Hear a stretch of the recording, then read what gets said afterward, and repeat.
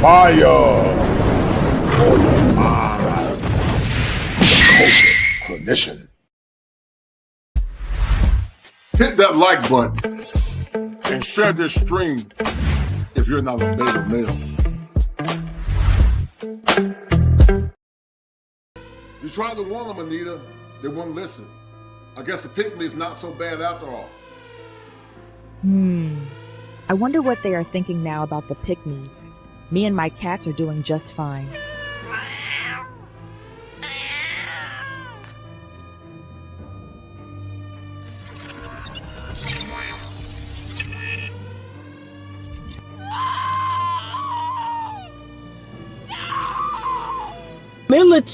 Humility is the order of the day for women.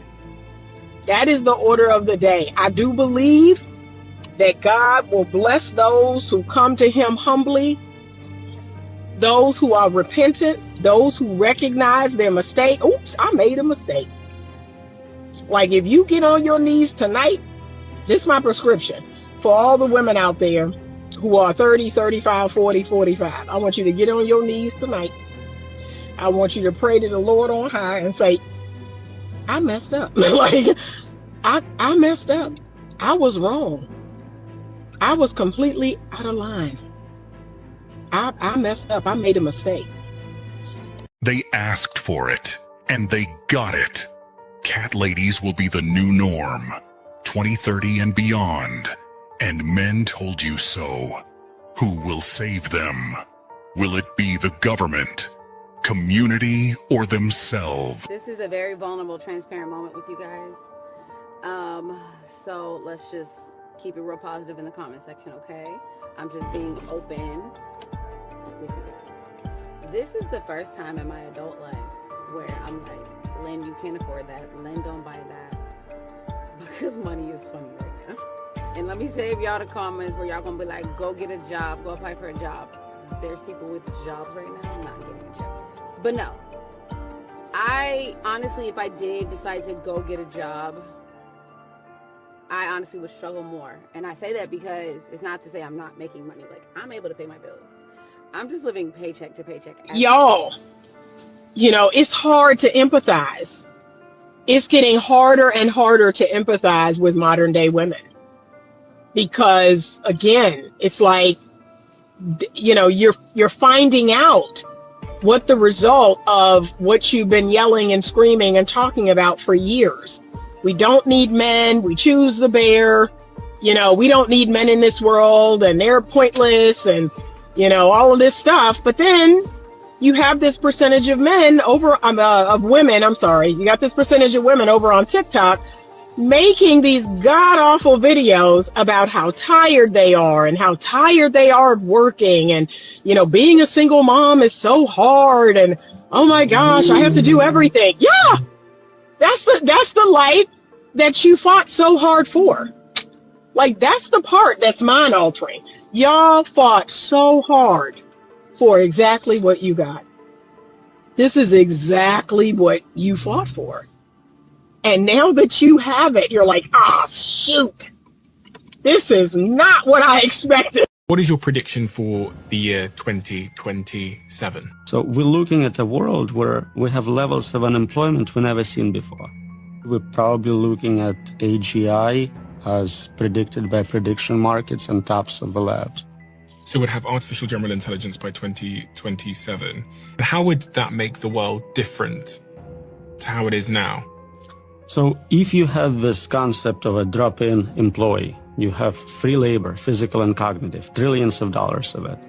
It makes no sense to hire humans for most jobs. If I can just get, a $20 subscription or a free model to do what an employee does, first, anything on a computer will be automated. And next, I think humanoid robots are maybe 5 years behind. So in 5 years, all the physical labor can also be automated. Reaction to that. I really think it's a rational reaction to that. Men are finally like, hey, we've given you all you want.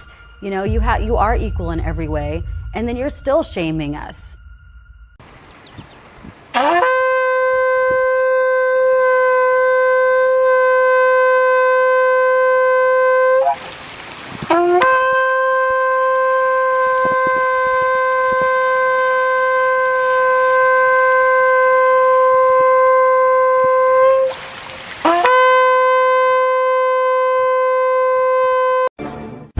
fire for your mind. Kosher clinician. If it ain't seven, it ain't kosher. Heaven and hell, that's what they told you. Real men put the strap down and we can toss them. Young heads pick it back up and young dope them. This is our culture. Now we talking kosher. Clinician, masculinity issues. Absent fathers who miss you. Mama drama don't kiss you. All a part of the ritual. This is how they get you. Separate the men, women, clipping babies pretend to. Damn. Lovers, haters, acting like vultures. If it ain't seven, it ain't kosher. If it ain't kosher, ain't right, gotta divorce us. If it ain't seven, it ain't kosher. If it ain't kosher, ain't right, gotta divorce us. If it ain't seven, it ain't kosher. If it ain't kosher, ain't right, gotta divorce us. This is kosher condition. Seven wonders, the whole world gotta listen. This is kosher condition. Seven wonders, the whole world gotta listen. This is kosher condition. Seven wonders, the whole world gotta listen. This is kosher condition. Seven wonders, the whole world gotta listen. Listen. Listen. If y'all can hear me, hit one. If you can hear me, hit one, guys. I need y'all to send this this show to as many people as possible. I got licensed professional counselor Anita Stoudemire on the show. We're gonna have a very powerful show on today. And the point of the conversation is by 2030, AI takeover warning. They are lost and they don't see what's coming. We're gonna look at all the burgeoning trends in broader America. We're gonna look at it from a psychosocial perspective, and we're gonna look at viable solutions that can help women, or what I call remnant women, get the responses they're looking for, and also how men should circumnavigate through this current maze that we're dealing with now. So guys, share the stream, hit the like button, go support Anita Stoudemire on her channel. Let's get this show started. We have a very powerful show. Support the channel, guys. It took me literally about 15 hours to put this thing together off and on. And so guys, if you like what I'm doing, guys, let's have a very powerful conversation, because winter 2030 is near and they are lost. So guys, without further ado, I'm gonna bring my talented friend, I call her Sapriophile, in the house. This is Anita Stoudemire in the house. Let me take this thing off. I'm a one-man show. I got all the smoke. Yep. But Anita, it's a pleasure to see you again, dear. Yes. I'm gonna call you the new Sojourner Truth, Anita. You're the new Sojourner Yes. Truth. Yes. But you're not the feminine Sojourner Truth. You're the spiritual Sojourner Truth. No. You've been on the war ground, on the battlegrounds here lately, man. And I said Anita's taking a lot of risk, man. She's trying to lead the slaves. She's trying to lead the slaves to freedom, man. But it's a lot of resistant slaves, Anita. They're lost. And I see you taking a lot of risk, and I know you're not doing it for no crazy reason, because you're a licensed therapist, and what you're saying goes against academia. What I say go against academia. What you're saying goes against the current zeitgeist that we live in. You know, your talking points are not consistent with the mainstream world, and so I know I got to come from a place of sincerity, because I know it by heart. You are a humanitarian. You are a humanitarian, but also you are a social rebel. And if things don't, if things don't go, am I talking right? Am I talking right, Anita? And so, if things don't go according to what Anita thinking, she's gonna put her head out there. She knows she's taking a great risk, but she's gonna do it. And I applaud you for it, because let me tell you something, Anita. A lot of women talk the game, but they don't really advocate for men. Like, you got boots on the ground advocacy. You know, you're putting your neck out there. You know, you got to be careful how you move, because you could lose money. You know, you could lose notoriety. You know, you're putting yourself out there. So why are you so passionate about this new better love movement? And I know you're not nihilistic. I'm not nihilistic. I'm realistic. But why are you so passionate about this new better love movement? And once again, many are lost and they don't even see it, because 2030, Anita, is coming. AI is taking over. We're gonna have a very powerful show, digital AI, with the new what you call it, national ideas on the scene. And Anita, I'm passionate about it because I believe a lot of this is biblical. I believe it's biblical. I think it's leading up to what the Bible called the coming of the Antichrist and the one world order. I believe that. That's why I'm not against advocating for the remnant women that you're trying to save. But I firmly believe, Anita, that there has to be a deconstruction before the world that we see now comes to fruition of what we're used to from the past. So I'm gonna let you talk, and I want you to give your dissertation, and we're gonna get right into it. Go ahead. Well, I have 3 children, and that's a big part of why I do what I do. Um, I want to see them have an opportunity to get married and have Right, families. right, respect, And, right, that's a big part of what I do. I don't have grandchildren yet, but I do right, have 3 adult children. And I know plenty of others who have young adult children like me. They have Gen Z kids. And I want to see this get turned around. I right. want to see people get uprighted again.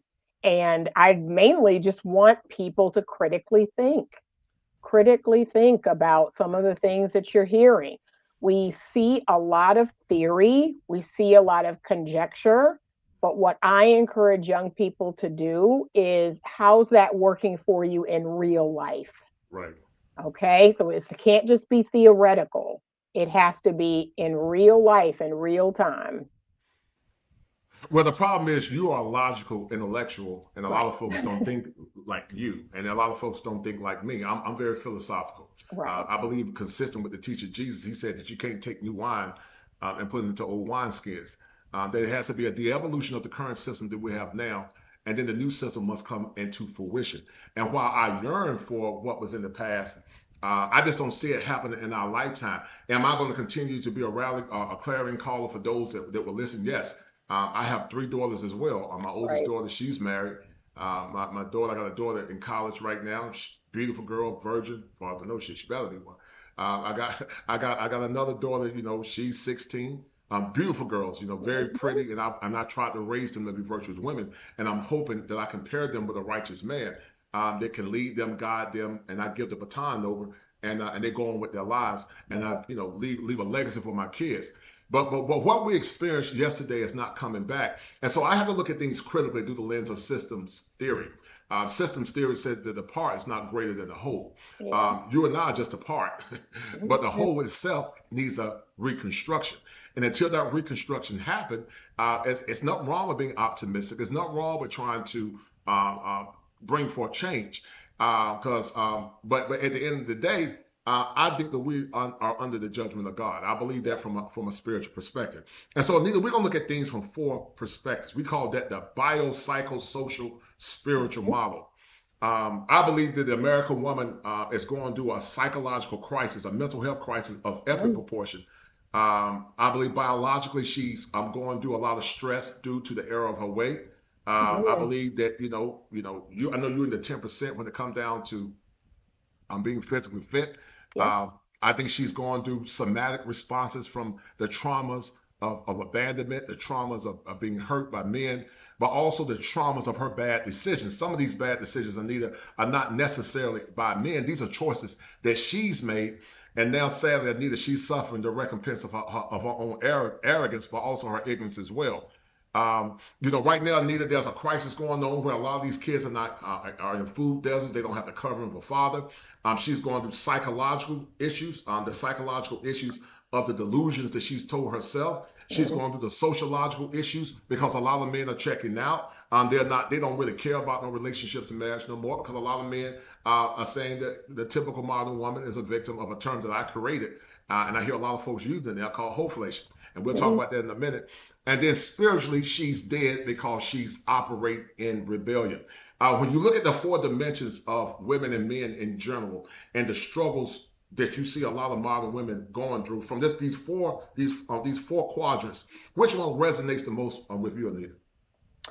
I would say the psychosocial. So a lot of women today, they have a false sense of, high self-worth, high self-esteem. Mhm. Most women do not have high self-esteem. Most Right. women do not have high self-worth Mhm. because if they did, they wouldn't give themselves away to just anyone. Right. Right.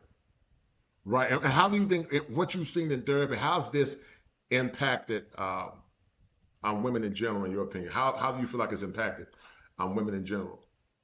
Well, I think a lot of women, again, it's yeah, I have to twist their arm to get them to adopt a more logical or rational approach. Hmm. And although I know it's in a woman's nature to be a feeler, to be an emotional creature. I do believe that's in a woman's nature, but I'm also teaching them we have to be willing to go into the land of logic.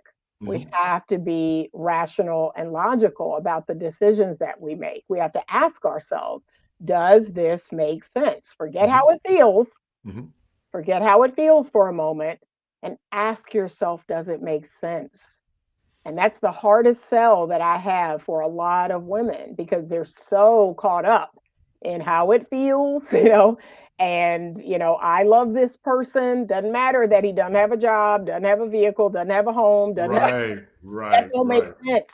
right, Okay. And right. so I have to tell them you have to be able to access Mm-hmm. that left logical, Mm-hmm. rational side of your brain. Mm-hmm. Mm-hmm. You have Mm-hmm. to. And especially as an adult woman, Mm-hmm. right? As an Mm-hmm. adult woman, you are called to become emotionally mature. It Mm-hmm. can't just be about your feelings all the Mm-hmm. time. Mm-hmm.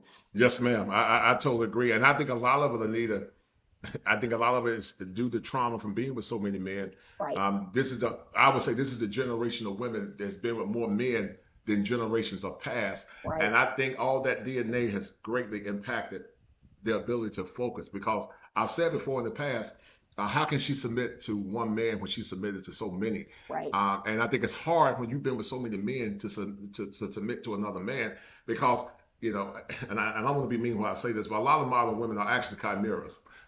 They're walking chimeras and they don't even know they're chimeras. But I think a lot of it also, Anita, is Said, also "Go thy way, spiritual. Hold tight. Daniel, for the word." I think this is what And we're he about to said, see. "Go Hold thy tight. way, Daniel, Mhm. for the words are closed up and sealed till the time of the end.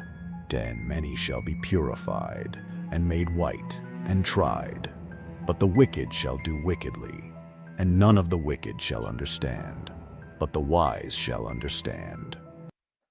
We're in a Mm, spiritual awakening, Anita. I believe, as yeah, I told you before, we're closer to the coming of the Messiah. And yeah. don't mean like I'm not going to stop being the clarion caller, but I just have to see it for what it is. I mean, people keep saying, "Oh, the community now is over with." Yeah, I'm not saying not to help the ones that we can help, but right. it's too you're too deep in the rabbit hole to bring forth radical change. And I know you're an intellectual, Nita, so I went into the rabbit hole and I created some new terms. And Okay. I created some new terms for Anita, but I want you to also think about also Anita the spiritual implications, and we're gonna get into that at some point too. But bio meaning there are a lot of somatoform issues due to trauma, conversion disorders, the trauma of abandonment, the trauma of being abused, sociological issues, record high unemployment, AI taking over, Mm, women not being covered under men. But spiritual, Anita, the greatest one that I see is this new form of feminism called occultic feminism. And okay. oh yeah, we're gonna talk about it. I told Okay. you, Anita, I put a lot of time in this, Anita. I know you like to think now, so I know your light bulb will come on at some point. But in the meantime, let me send a special shout out to everybody showing love. Shout out to Minister Misty for being a sponsor of the show. She gifted me with one membership. Thank you, dear, for being so sweet. Thank you, Minister Misty. And also shout out to my brother Gregory Scotland. He's been showing love. He said, "Has Anita been following these growing group of black women saying that they love and respect black men? The time is very interesting because of the student loan debt, evictions, DEI, and EBT, although repossession." I'm gonna let you respond to that in a minute, Anita. And then also, let me hit Gregory again. Gregory said, "The coach, I have a suggestion for a couple of future shows. One is about a young black woman criticizing black men for presenting themselves as gentlemen, and the other one's black Mhm, women following black men overseas." Well, Gregory, guess what? I got that. I got some feedback for you. mhm, And I told you, it took me 50 hours, guys, to put this show together. I lie mhm. to you not. And it's gonna be a good show. How would you respond to these super chats, Anita? Go ahead. Um, Gregory Scotland, 5822. You'd have to become familiar with my platform. So, folks who don't know me and they're not familiar with my platform, they usually ask questions like this. But Hmm. if you become familiar with my platform, if you have heard my story, I've been in this space for 6 years now. And if you know anything about my teaching and my platform, you would know that I am a traditional, devout Christian woman who was married, who stayed at home, and took care of her children for 12 years, was taken care of by her husband. Um, I am staunchly against feminism. I always have been. I have always taught women that they were better taken care of under the patriarchy. Women shot themselves in the foot. Okay. I want my patriarch to go out into the world to work hard, to take care of his family. I want him to come home to a hot meal. I want him to come home to his shoulders rubbed, right? So that's always been my stance for years and years and years. Ain't nothing new over here. This has been going on forever. I have never succumbed to the feminist way because, like I said, I am hypergamous by nature.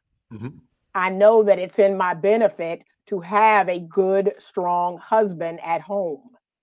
So I've never, ever been one of these boss chicks or, oh, I don't need a man. No, I've always needed a man. You're never going to hear me say that. You're never going to hear me promote that.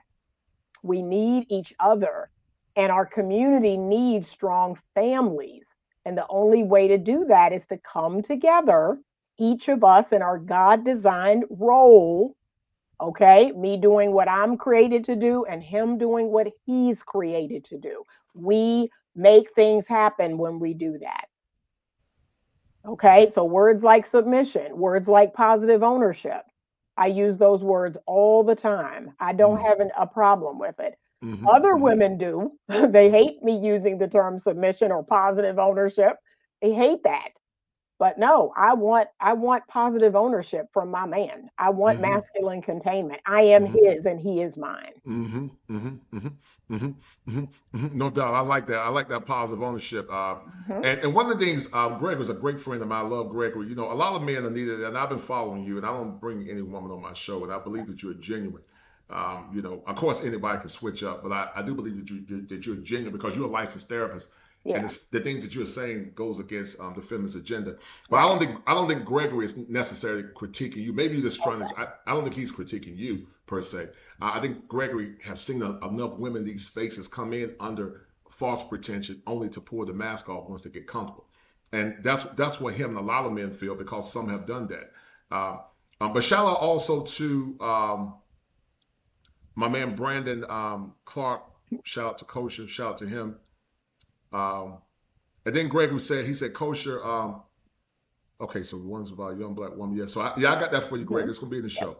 And then Bashua said Catherine's up, Keisha down. So I created another term, Anita, called Catherine's versus Keisha. Right. Miss Catherine's like the woman from the past. They were very astute.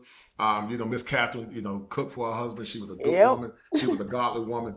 And Miss Catherine is gone. She, you don't see a lot of Miss Catherine no more, Anita, because they have greatly dissipated and they've fallen into what's called the eternal. Fall comes to us in its own time. Fighters keepers, losers we. Catherines were the women of yesterday, and I'm gonna prove to you because I grew up. My grandmama was a Catherine. My mama was one. That was a generation of women, Anita, that they were raised to be women. They were virgins coming in. They had no kids, and they honored their men. But with hoflation tells average women that I'm better than a man, and they come into the relationship dictating what men want. And some of the things I see in couples therapy is so baffling. From sexist marriages to emasculation. I had a woman that was a doctor tell me one time. She said that it's her body, and I knew she was liberally indoctrinated. She said that I don't feel like I have to give my body to my husband because, and I'm like, well, why are you married for, man? Right. You are obligated. Sex is an obligation It's an of your obligation, marriage. right. She said, I don't feel like I should have to give my body to my husband, and I knew it was some liberal brainwashing and some liberal indoctrination. And that's why so many men are reticent. And so a lot of men are saying, what are we getting? What are we getting like our grandmothers and our grandfathers got? You got women now that say they don't want a man to go 50-50, but then the men say, okay, do you have the same virtues as grandmama? Because grandmama was a virgin, grandmama didn't have no kids, and grandmama was wife ready. And so it's this confluence of thought where a lot of women, like you were saying earlier, they tend to over-assess themselves, and they think they're better than the men. I'm going to show you a talking point that I created. I created some terms, and I'm very creative. So if you hear anybody use these talking points, Anita, Okay, they came from you. it came from me, Anita. Yep. It ain't number one coach clinician. Yep. But I came up with some terms, and you're gonna like it. You know, and I love that positive ownership terminology you're talking about. Actually, I want you to talk about positive ownership and what that means. I want you to talk about that. Yep. So Teal Swan actually is needs to be credited for that. So she talks Okay. all about masculine containment. Right. Masculine containment is another word for masculine frame. So I want you to think of the woman as the beautiful piece of art on the wall, and the man is the frame around it. Mhm. He contains the art, he contains the woman, and for a lot of people, you know, when they talk about the patriarchy, yes, strong men provide a safe container in which women exist in. Mhm. So they provide, you know, emotionally, spiritually, mentally, financially, resources. You know, they provide a lot of different things to women. They protect women in a lot of different ways. But when a woman is positively owned. So think about a man getting his dream car. So he finally gets his dream car. He is the owner of that vehicle. He takes immaculate care of that vehicle. Sometimes he covers it, you know, and doesn't even drive it often because he's like, I finally got my dream car. It is mine. I'm going to take excellent care of it. I'm going to wash it and wax it and, you know, wipe it and all of the things. Like, he takes care of things that he owns. Right. And so Right. why would a Right. woman Right. be any different when he puts that ring on her finger and gives that woman his name? Right. He says, yes, this is my responsibility. I'm Mhm. going to take care of this. Mhm. And Mhm. so I gave the analogy about the cat. So most women today are feral cats running around with They're no feral owner. cats. They. Okay. They are just struggling. Oh, Like, they're feral. They're yes, feral cats, Anita. they And that's are what. feral Oh cats. my goodness, they're feral cats. Okay. So, And when I saw that, I said, you know what? I started using my creativity. I remember my pastor back in the day. He said you got to use your spiritual imagination. And I went and created something, guys. And this is the prelude to insanity that Anita is talking about, because there are a lot of women that are feral cats. Now, hold tight. We're gonna play this clip. There are a lot of women that are feral cats. Hold on. You tried to warn them, Anita. They wouldn't listen. I guess the pick me is not so bad after all. I wonder what they are thinking now about the pygmies. Me and my cats are doing just fine.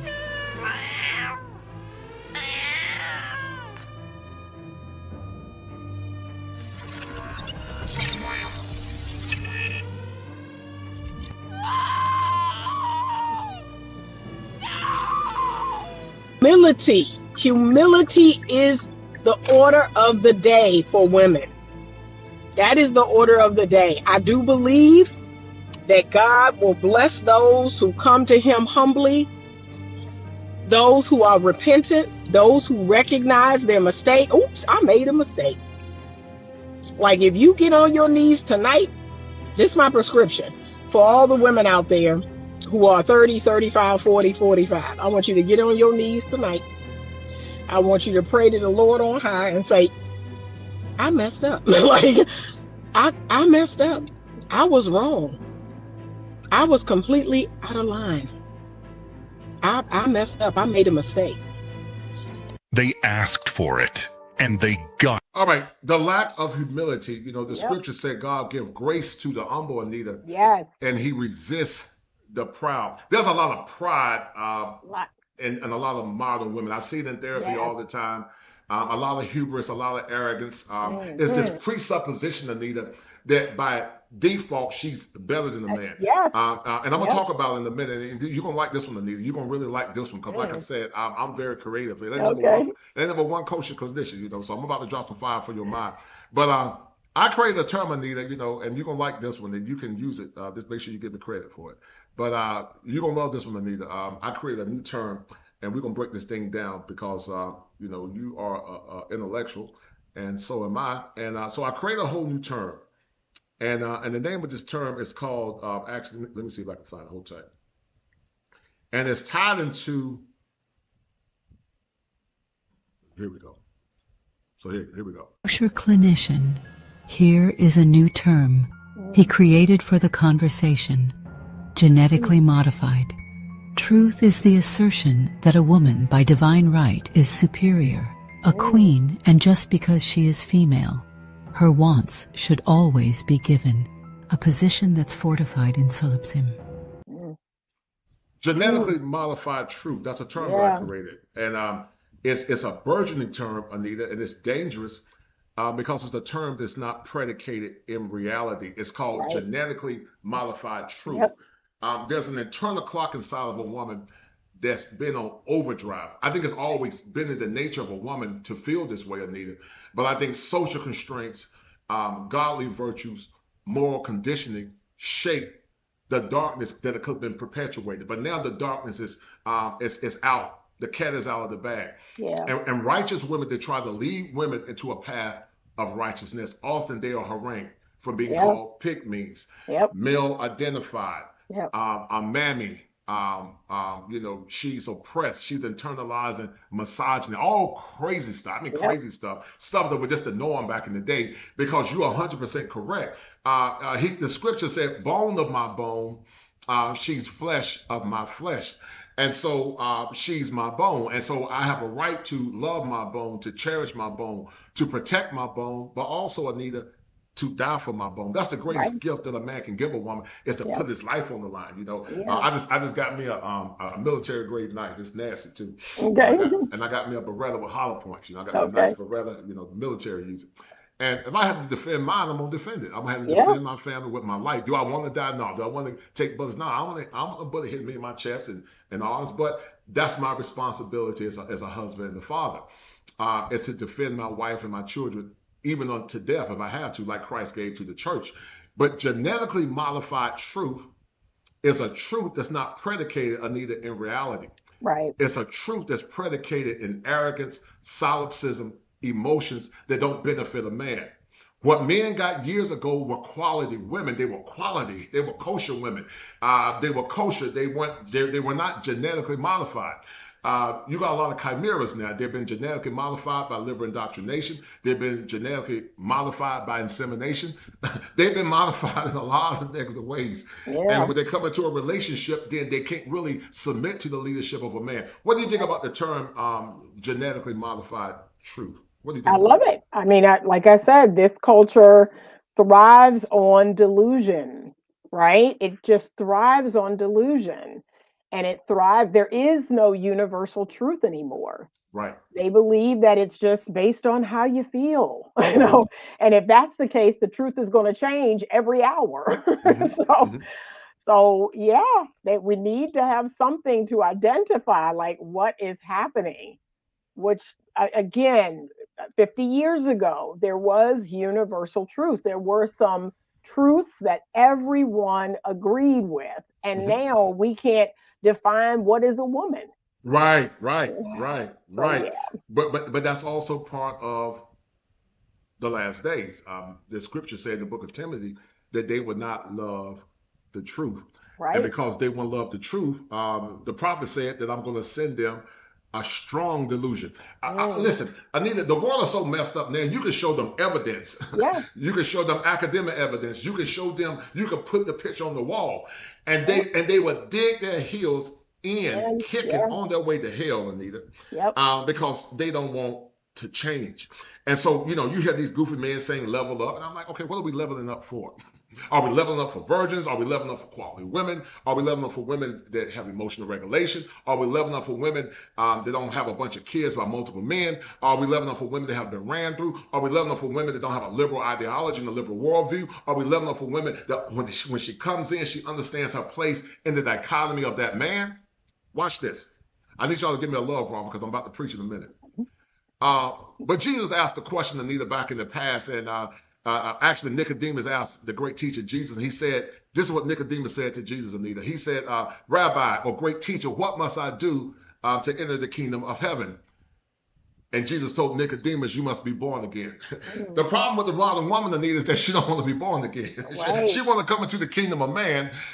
She want positive ownership. She want ownership, but she don't want positive ownership. Right. She want provision and protection and love, but she don't want to be born again. She got cognitive distortion. She got paranoid persecution. She got schemas that's preventing her from falling under the umbrella of a masculine man. It's a powerful thing, Anita, to be under the umbrella of a masculine man. It's a powerful thing to have provision, because watch this, Anita. A lot of women are suffering right now. They're struggling. They're having somatoform disorders. They got personality disorders. They got all kinds of conditions that are impacting their soul, body, and spirit. And I believe this. I really believe, Anita, that a lot of these women that get MS is due to autoimmune disease due to stress. Right. Am I talking right? Yeah, because we're not built for it. They're not built for it. Telling women they're not built for it. They're not built for it. To compete in this capitalist system. They're not built for it. The weight of the world was built for shoulders, not it was built for shoulders. It was built for shoulders, not for hips. And a lot of them they don't get it. I got a family member of mine, and I ain't gonna go into much detail because I'm gonna tell the business. But I try to tell her, listen, you better love and take care of this man. Yeah. But she didn't listen. She fought me. Oh, you need to worry about, arrogant, hard-headed. Yep. So, okay, you don't want to listen. Yeah. But now he's doing better. He remarried, making almost $250,000 a year.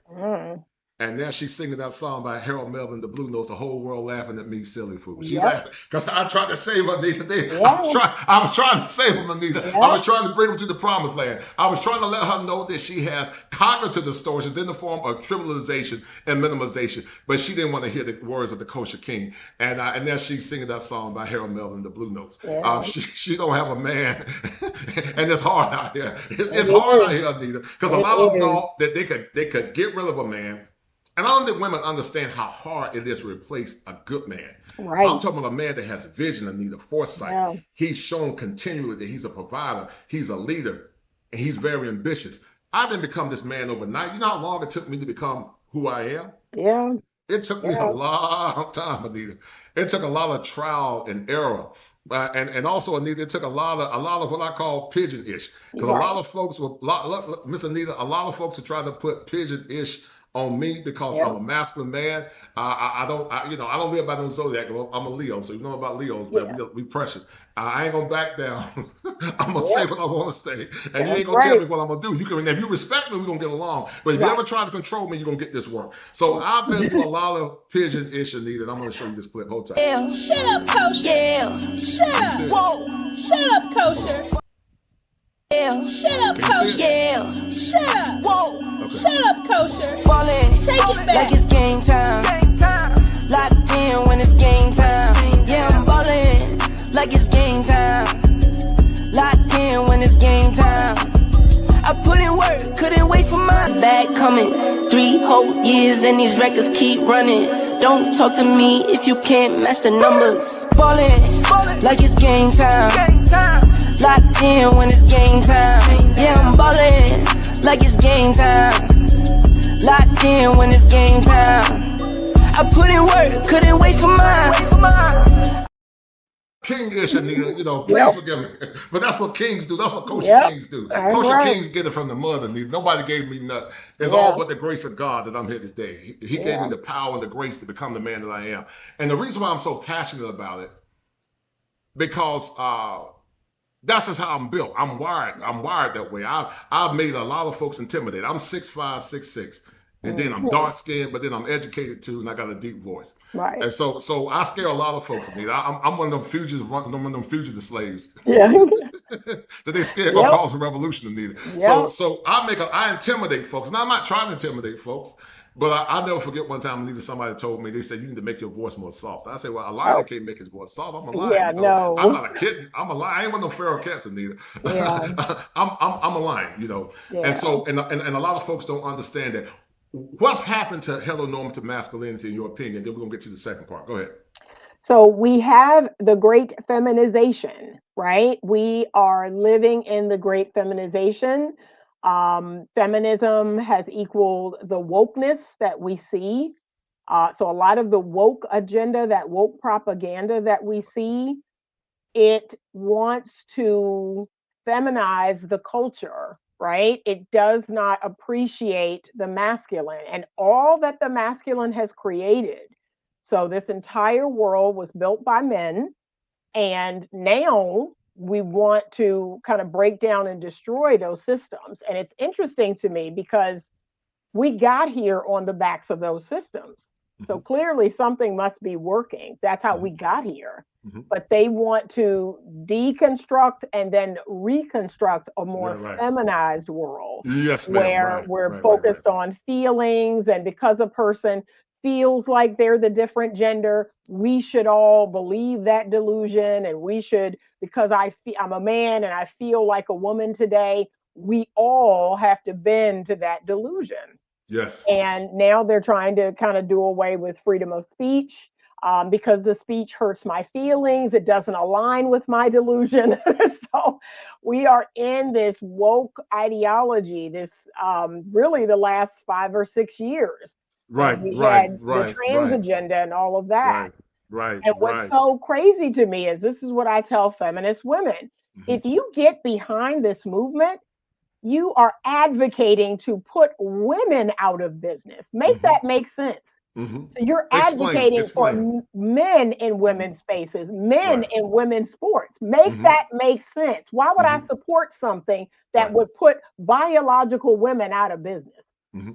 That don't make no sense. It don't make no sense. It don't make no sense. But then once again, look at things, Anita, through the lens of theology.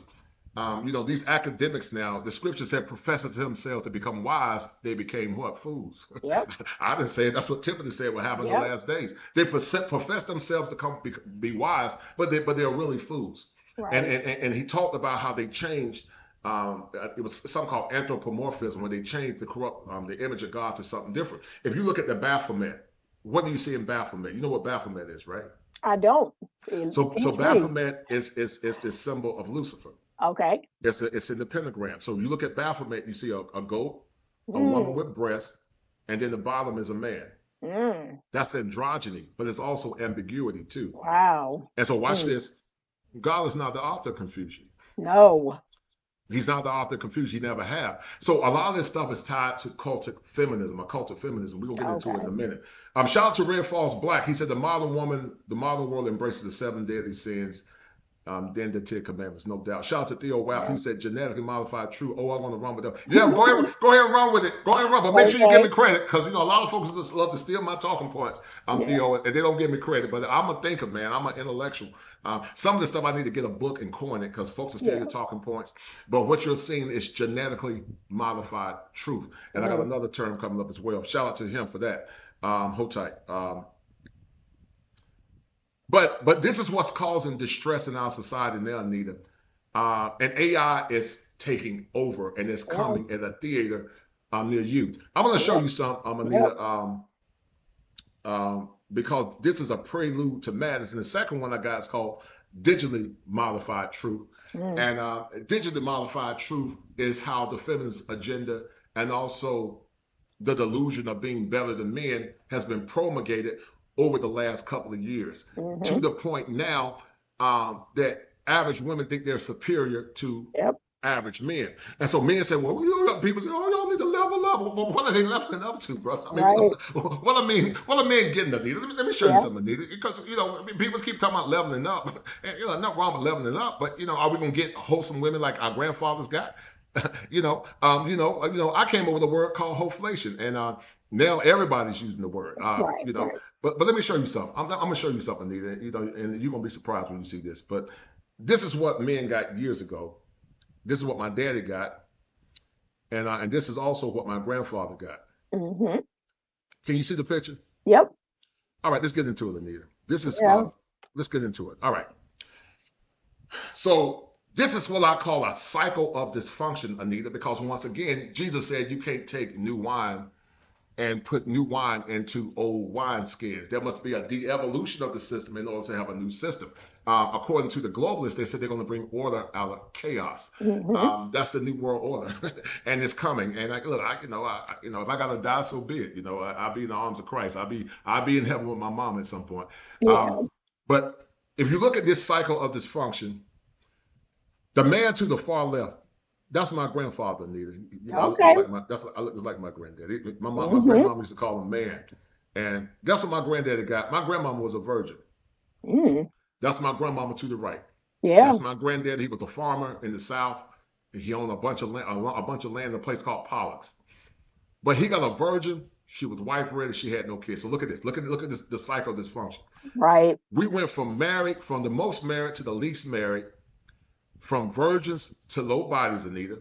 Because there are some good women that got low bodies. They're good women. I'll put a ring on a woman that got low bodies. Yeah. I sure would, in a heartbeat. Ideally virgin, but I'm not saying a woman that been with a couple of guys is not a good woman. Now, there's some good women that got low bodies because you got to be realistic. But then from low bodies to Randrup. From kids in marriage to kids out of wedlock. From widows to divorced women with kids. From divorced women to women with multiple kids by multiple men. And Anita, we went from husband to spouse to partner. Yep. That's called social engineering, Anita. Yeah. We went from husband to spouse. Now we're partners. Right. And the word partner is tied into the egalitarian framework. Right. Are there some people that use the word partner, they just good folks, they don't mean nothing by it? Yeah. But a lot of that is tied into, I don't trust that you can lead, therefore, we're going to have a partnership. I want a partnership when it's convenient. But also, I want tradition also when it's convenient. What do you think about what you're seeing up there and how this cycle of dysfunction has come into fruition? Well, what I think is interesting is that it's kind of happened over a very short span of time. Right. That's the part that's scary. Mm-hmm. So really in the last 50 years, 40, 50 years, we've seen all of these things break down.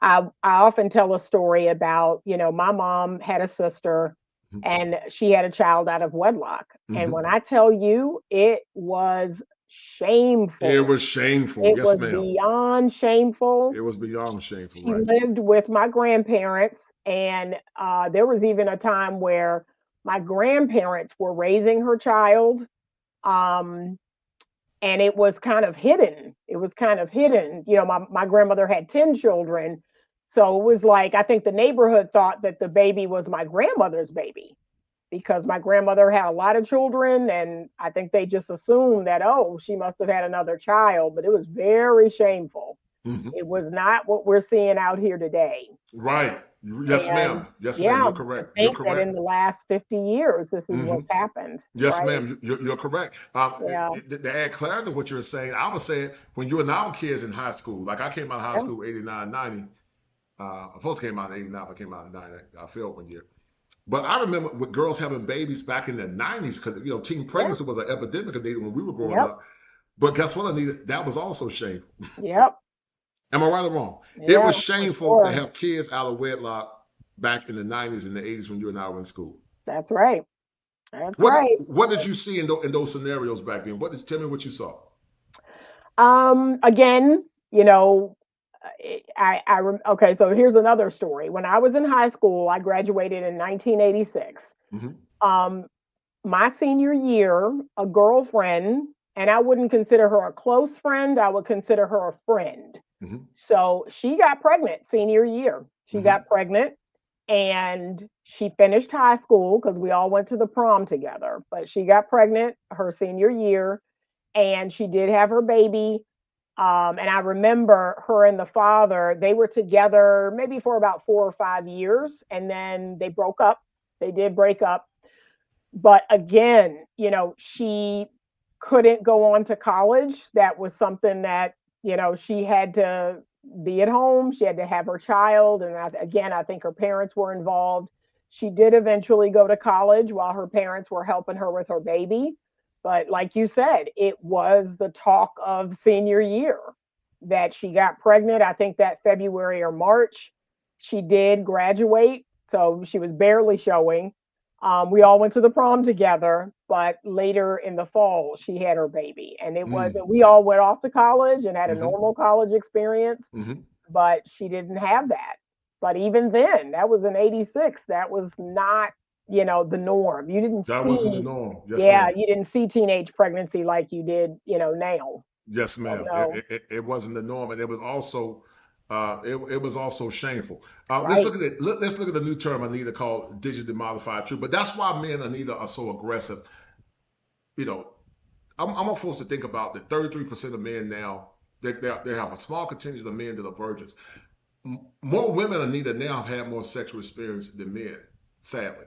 So let's say if you got the small contingency of average men that never been with a woman, or they got low bodies, they're in trouble if they deal with a lot of these chicks that had a bunch of men, they were jocks and athletes, and these men have given them multiple orgasms. He can't. An average man ain't gonna be able to compete with that. What's your take on that? Well, here's the thing that's interesting. So women, we know that clinically most women are not promiscuous because of sexual pleasure. Most women don't get any sexual pleasure.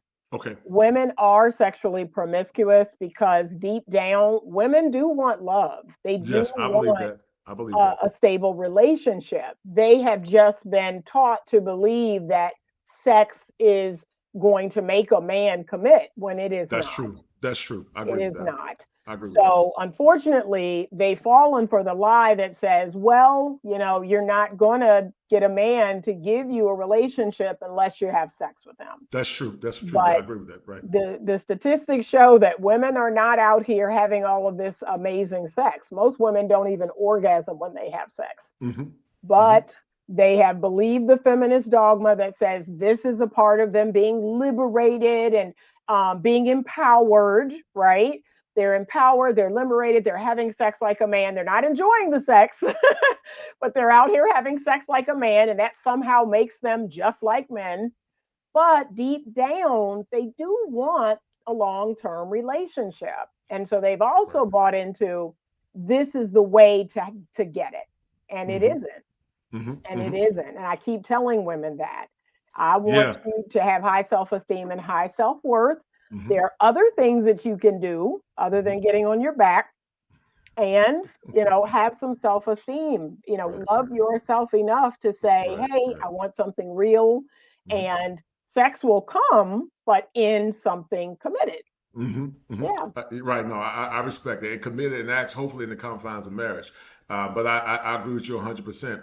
But digitally modified truth. But you know what, Anita, you said something that's very profound, and I'm always thinking.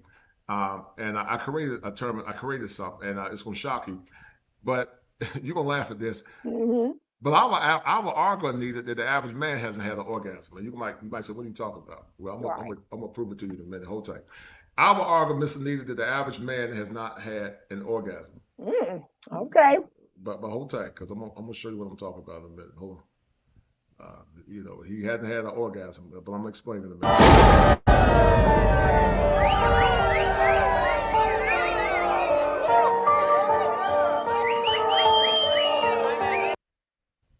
What I mean by that, Anita, is this. The average man hasn't had an orgasm, meaning he hasn't had a mental orgasm. That's what I'm talking about. Not a physical one. Of course, he's had a physical one.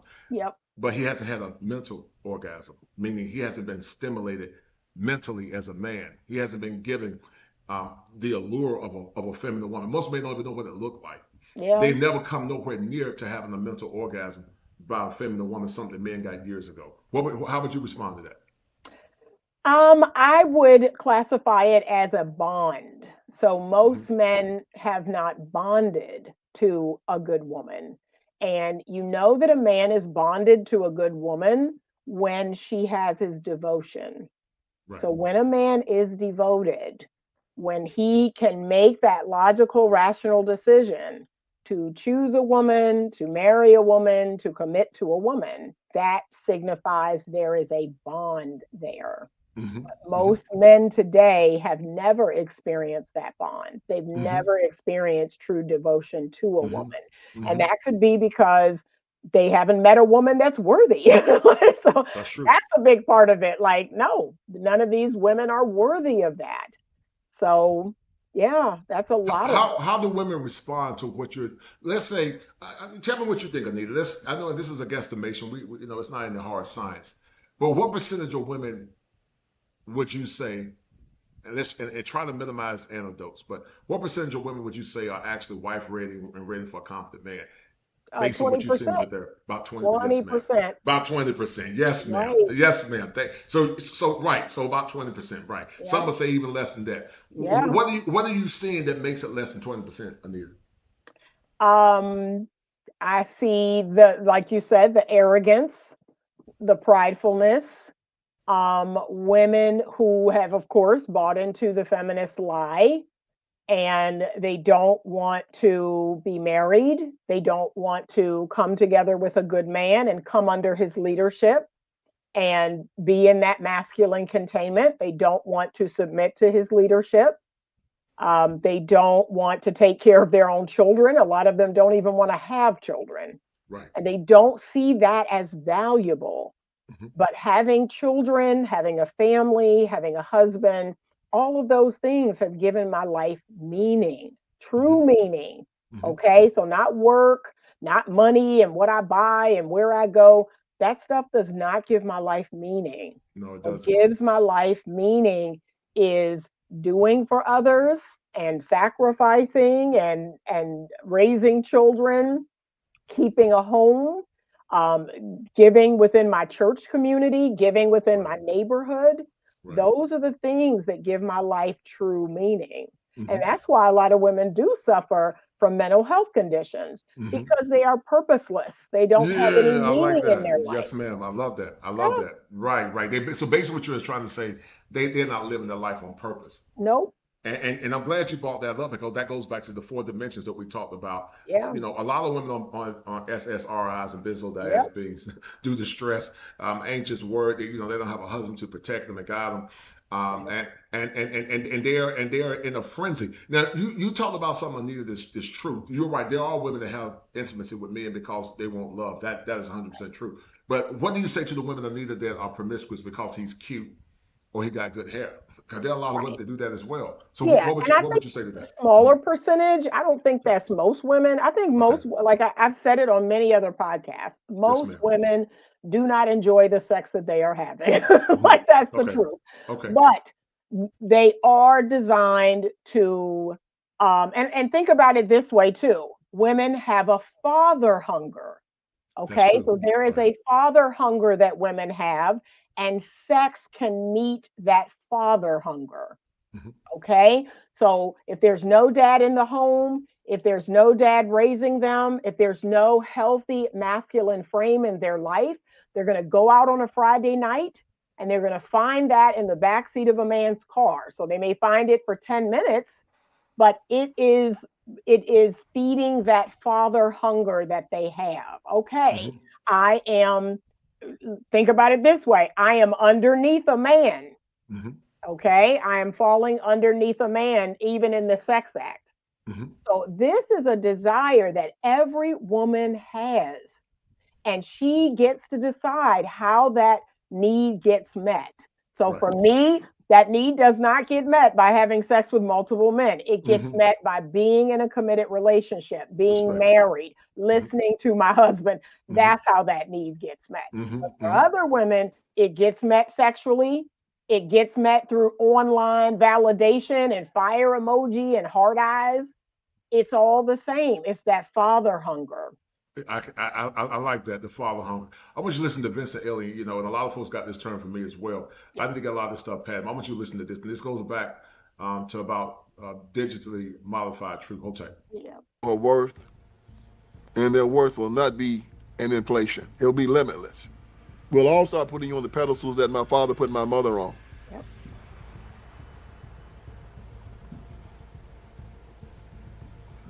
That my grandfather put my grandmother on. That my great-grandfather put my great-grandmother on. You know why? Because I knew all 3 of them. And they revered these women. And they loved them. Sadly, all of these men had to bury their wives. And I saw them all weep and hold their hands while they passed. And the word hoflation did not even exist in our community during those times. You know why? Because the women were so awesome. It had no countenance. There's no description for it. It didn't exist. We can get back there. So maybe we can get to a point where we can throw this word away. We have the examples. We need to look to them. Some of these beautiful, elegant old women still exist.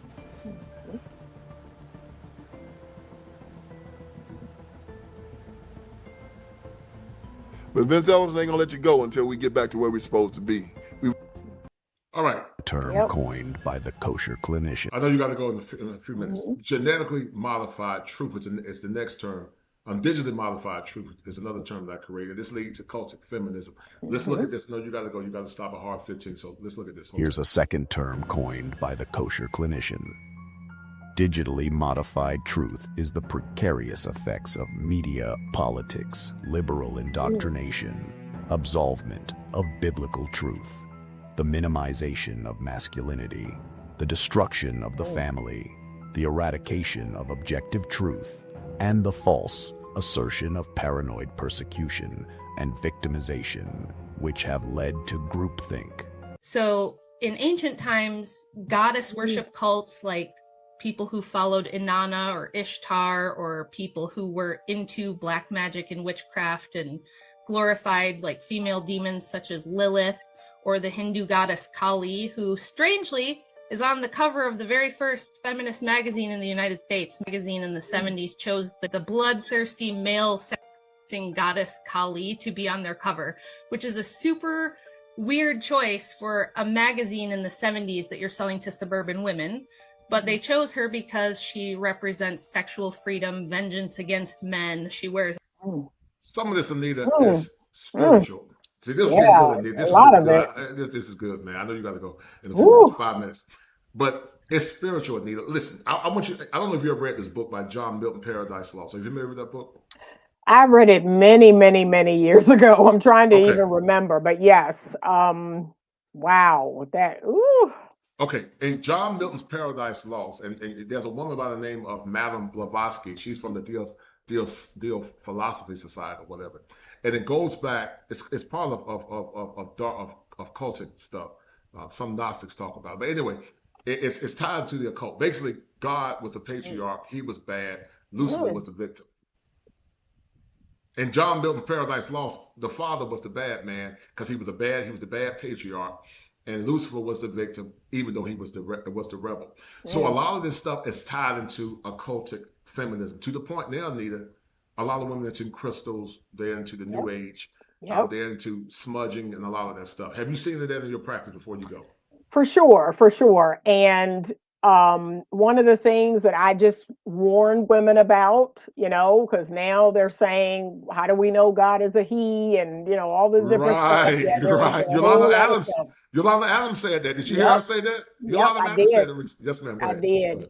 And again, they are trying to rewrite history or rewrite it or deconstruct what we've been under for thousands of years. And again, I don't understand this obsession with wanting to just completely recreate the wheel. There is a system that has been in place, and I believe it's a natural system. It's a natural order. Why would you want to just destroy that, tear that down, and then think you're going to create something new or better or different? Like, God has given us the blueprint. He's given us the blueprint. That's it. Why can't we follow that? And here's the thing. I believe women are happier when they do. That has been proven. It's been proven. It's been proven. And listen, they'll say I don't want structure, but they really want structure. They'll say I don't want a man. It's in our nature. It's in your nature. They'll say I don't want a man to lead, but they really want a man to lead. Right. Because, and they're gonna try. Your woman gonna try you. She's gonna test your gangster. Right. But you gotta say, no, woman, I love you, but I'm running this ship. You go. I love you. That's it. And then they have this video circulating now that says, "Oh, would you want to be on a planet with only women?" Oh yeah. That would be pure chaos. That would be pure chaos. And then they asked the men, would you be on a planet with all men? All the men said no, because men actually have logical, rational minds that say, no, I would want the feminine to be present because we do bring nurturing, we bring softness, we bring creativity, we bring a lot of wonderful things to the world, but we need the masculine to anchor us down. the masculine's logic and rationale to say, okay, this is wonderful, this is beautiful. However, they bring that groundedness to the woman. And together, it's amazing. So I totally agree. Listen, stay on the wall, like Nehemiah said, and don't come down, man. I know you got to go, but I really enjoyed you. I'm gonna finish the show talking about AI, but I really enjoyed you. You can catch it, recap. You can clip it the way you want to clip it. But thank you for your insight. Thank you for your wisdom. Thank you for your professionalism. You are a gem. You are rare. There ain't a lot of women that's doing what you're doing. I know it's not fake because I know you're a rebel in a good way. You're a good rebel. And I know that you're a humanitarian. So listen, go enjoy your family, dear. Thank you for your time. I really appreciate it. Thank you. Thank you for having me. Have a good night. We'll talk in the background, dear. Be good. Bye-bye. All right. All right, guys, that was Anita, guys. Giving some clarity. But once again, guys, I created 3 terms. One is called digitally modified truth. And before I talk about digitally modified truth, that's how the media, guys, has caused this current disruption that we see here in society. Shout out to my man Steve Ray for that $5 super chat. And also shout out to the Wall Report, as the Wall Report is the #1 sponsor of the stream. Shout out to the Wall Report.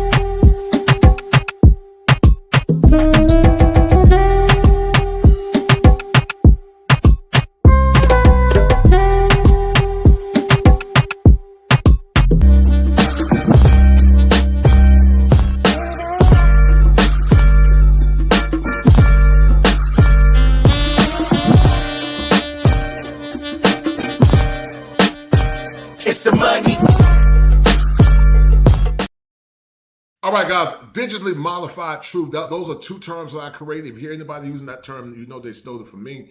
Because folks in YouTube will steal your talking points and never give you credit. Just like the word hoflation. I didn't hear nobody talk about hoflation until I started talking about it. But I am the kosher clinician. Everything I do is kosher. But shout out to Steve and my man, the Wall Report, for that 5. But digitally modified truth is tied into the presumption that women by default are better than their men. And it's tied to liberalism and also occulted feminism. Let's go back and look at that again, guys, for a minute, and then we're gonna get deeper into the show. Here's a second term coined by the kosher clinician. Hold tight.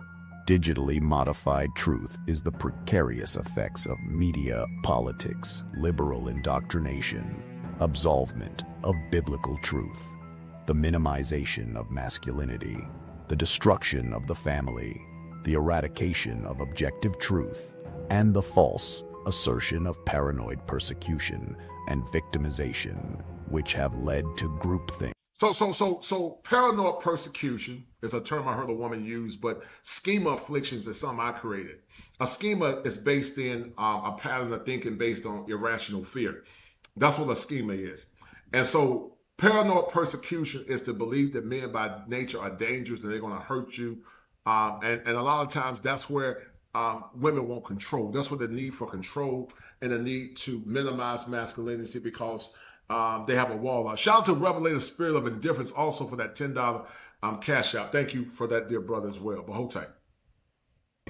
So in ancient times, goddess worship cults, like people who followed Inanna or Ishtar, or people who were into black magic and witchcraft and glorified like female demons such as Lilith, or the Hindu goddess Kali, who strangely is on the cover of the very first feminist magazine in the United States. Magazine in the 70s chose the bloodthirsty male sexing goddess Kali to be on their cover, which is a super weird choice for a magazine in the 70s that you're selling to suburban women. But they chose her because she represents sexual freedom, vengeance against men. She wears a necklace of bloody men's severed heads and a belt around her waist of men's severed arms. And she actually had one of the most prolific cults in all of history in India. They went on for hundreds of years doing this and were responsible for millions of male sacrifices. So do you guys hear that? It was responsible for millions of male sacrifices. Do you guys hear that? It was responsible by millions of male sacrifices. Do you guys hear that? Do y'all hear that? Shout out to Gregory Scotland. He said, when Dr. Clark and Daniel Moynihan pointed out that the single mother matriarch in the black community back in the 1960s, they were shouted down by many civil rights leaders and black feminists. Shout out to brother Gregory Scotland for that 10, because he's also one of the #1 sponsors. Thank you, Gregory. And that's who they put on the cover of the first women's feminist magazine in the 70s, which was also started with CIA money. Self-obsession is an act of Satanism. Watch as this young lady breaks down the roots of feminism being satanic. A lot of the early feminist thinkers view Satan as the liberator of women. Elizabeth Stanton, who is the author of the Woman's Bible, took the Bible, took out all the parts that she thought were not. Now, have you guys heard of this woman? Because like I said, guys, a lot of this stuff is tied into the occult. A lot of it is tied into the occult. A lot of it's tied into the occult. I want you guys to listen to this. Hold tight. Not great for women in the Bible and rewrote it entirely herself. And feminism is directly opposed to the Bible because the villain of the Bible, Satan, they idolize as this great liberator of women. Satanism is worshiping the self. It's very important to understand that the history, the link between Satan worship and worship of the self and rejecting the hierarchy of God and man is the root of modern day feminism. Interesting how worshiping yourself is an act of Satanism. Now, how could that be true? Because you're worshiping the part that the Lord wants you to die to. So that, once again, guys, that goes back to digitally modified truth, but also genetically modified truth. One is by genetic predisposition, but the others do digital, and that's what's happened to a lot of women now. It's metastasized to high levels of narcissism, and many can't see themselves because if they saw themselves, they were cracked. And the term that I created as a parallel to that is called the Medusa complex. It's often been said that art imitates life. And when art imitates life, it asks us the question, why are we seeing the things that we're beginning to see? In this show of The Kosher Clinician, we will be exploring the dark triad and the dark triad personality traits that are often seen in modern women. We will be exploring Machiavellianism, psychopathy, and also narcissism, as those three traits appear to be prevalent in modern times. We're going to explore the definitions associated with those three variables, but also we're going to be exploring some of the celebrities that could or more or less appear to have some of those traits. As I said earlier on this stream, with art imitate life, it appears that later in the past that some of the women that we're going to be talking about, like Meg Thee Stallion, Monique, and Jada Pinkett, is a reflection of modern women. Did you guys know that the vibrations that other people send out as signals can more or less be impacted inside the psyche of a man through subliminal cues or also through the subconscious? We're going to explore how the Medusa complex, a term that I created, defies or more or less explains some of the behaviors associated with modern women, as many modern women appear to have the Medusa complex. The Medusa complex is a complex that often leaves many women petrified when they look within the mirror. They can't see themselves because if they saw what they really are, then they will actually crack under pressure. And many would say that the Medusa complex is a byproduct of a condition called cognitive dissonance. But that's not the topic of the show. The topic of the show is to explore why many appear to have the Medusa complex. And could it be that the Medusa complex is a byproduct of the dark triad, which in essence includes Machiavellianism, psychopathy, and narcissism? Sit back, relax, and enjoy this show as I bring it to you live from the greatest state in the union, the Tar Heel State. And I need you men to remember this as we seek to bring balance to the union as it relates to relationships in modern times. If it ain't 7, it ain't kosher. If it ain't kosher, it ain't right. Have you been a victim of the dark triad forces that more or less have invaded your life? Have you been a victim of modern women that seek not only to understand your needs as men, but more or less aggrandize their needs at the behest of yours? Enjoy this show, support the show, share the stream, and let's get this show popping. Be well. Guys, occultic feminism, this is real. This is part of digitally modified truth. the internet has digitally told modern women that they are superior to average men. But a lot of it's tied into rebellion and witchcraft, which ties into occultic feminism. Keep listening. Understand that. Different fleshly desires from your carnal heart, it's nothing but your beastly nature. So understand this. If you're worshiping yourself, or if you're absorbed with yourself, a part of you that God wants to die, ultimately you're worshiping the beast. You see that? You understand that 6 is also the number of man, right? If you are self-absorbed or have a self-obsession with yourself, you're worshiping the beast. The beast that's meant to be brought to the altar to be sacrificed from within you. That's why you're meant to die to yourself. That's why you're meant to present yourself as a living sacrifice at the altar. And you're the temple, so the altar is within you. So it's all done within you spiritually. So if you are obsessed with yourself, you're obsessed with the beast. All right, guys, that part is talking about occultic feminism. And occultic feminism, guys, is real. But needs drive behaviors, guys. Needs drive behaviors. And there are a lot of men, guys, that are beginning to check out now. They're beginning to focus on themselves and do what's best for them. And I gave you guys 2 powerful paradoxes about digital modified truth, but also genetically modified truth. And many men are really ready to feel alive again. A lot of men are ready to be he-mans.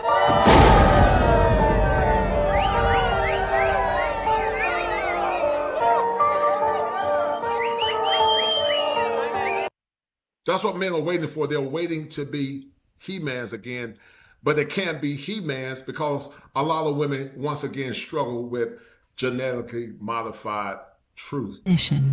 Here is a new term he created for the conversation: genetically modified. Truth is the assertion that a woman by divine right is superior, a queen, and just because she is female, her wants should always be given, a position that's fortified in solipsism. How many of you guys are waiting for feminine women? I want you to hit 1. Have you guys ever had a mental orgasm by a woman? How many men are waiting for feminine women? I want you to hit 1. Because a lot of men are waiting for feminine women.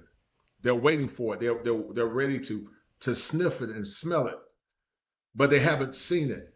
And once again, guys, genetically modified truth has also led to this.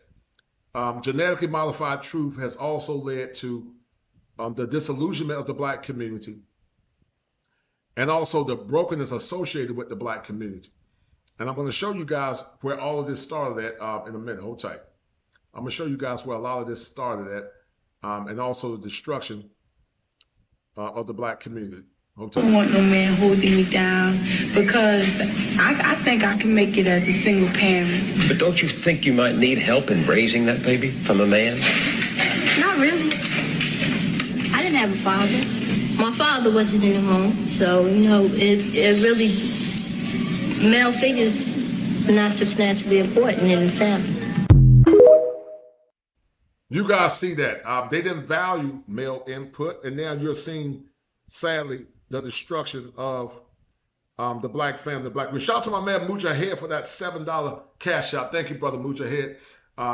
Thank you, brother, for showing love, man. I appreciate it. But guys, you've seen that this has been going on for the last couple of years, and it's getting darker, and it's getting darker, and it's getting darker. It's getting extremely dark. And for those that want to bring back tradition of yesterday, I just don't see it sadly happening in our lifetime. Am I against it? No, I'm not against it at all. But I'm also realistic.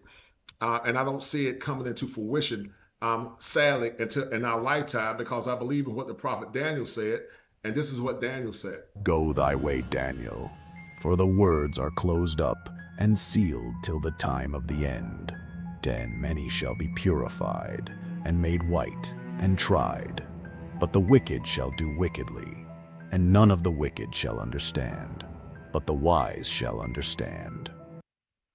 The wicked won't understand, guys, but the wise will understand. And I believe that we are in the latter part of the last days. The delusion is high.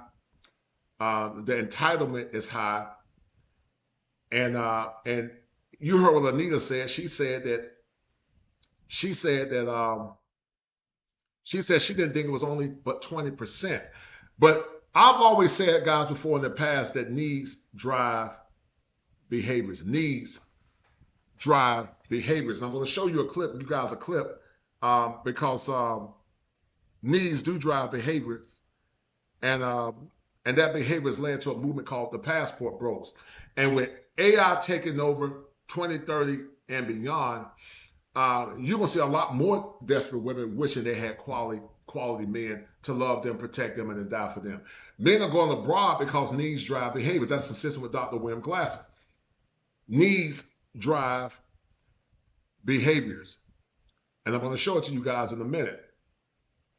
But the lack of humility is going to cause a lot of women to be by themselves, sadly. The lack of humility is going to cause a lot to be by themselves. But the Passport Bro movement is a growing phenomenon, and it's also tied into what a lot of men have been struggling with, which is psychological abuse. It's a powerful movement because it gives men the option to live their lives out on their own terms, not based on what women are saying, and not based on women's needs, and not based on women's approval. Men are living their lives on their own terms, and they are doing what's best for them. Let me see if I can find this clip real quick, guys. Hold tight.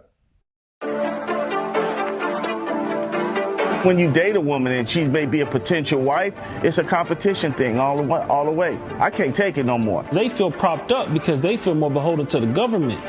And then their man comes second. That's why they figure that they're strong, independent, don't need no man, because they have the government. Because the men are failing us, to be honest. Guys thinking about themselves, and they'll think about you after you react. You don't hear anything about being good wives and all this other stuff. What you hear is you're strong and you independent. You can do it on your own. You got black girl magic, black girl rock, but you ain't said nothing about black family. My mother is like what they consider to be the strong black woman. I feel like I projected that onto the guys that I dated. Ladies have no idea how stiff their competition really is. You have no clue how black men are viewed in the rest of the world. We are the #1 most sexually desired man on the face of this planet. They would call Jesus Dusty if he was here living in America because of the gross narcissism that a lot of our women have.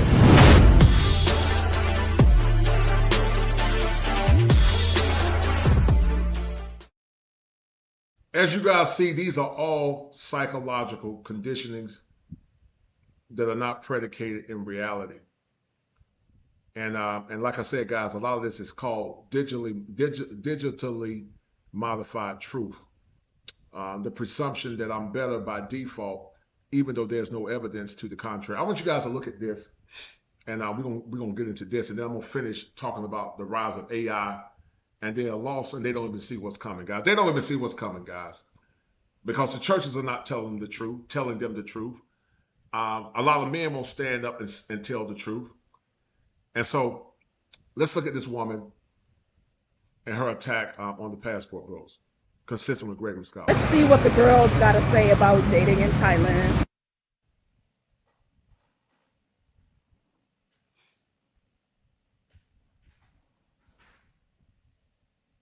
Okay, Monique, you've been here the same time as I have, 3 months.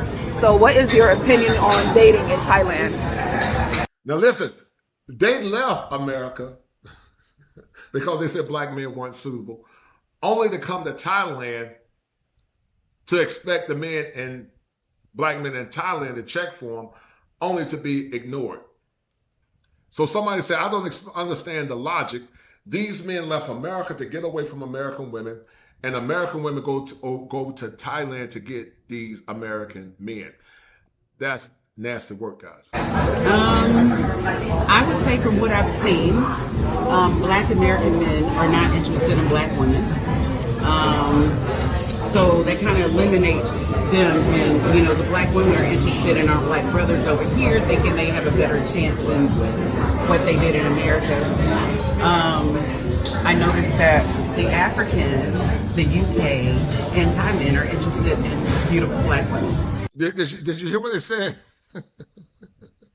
They say they're interested in beautiful Thai women, man. I didn't say it. They said that they're interested in beautiful Thai women.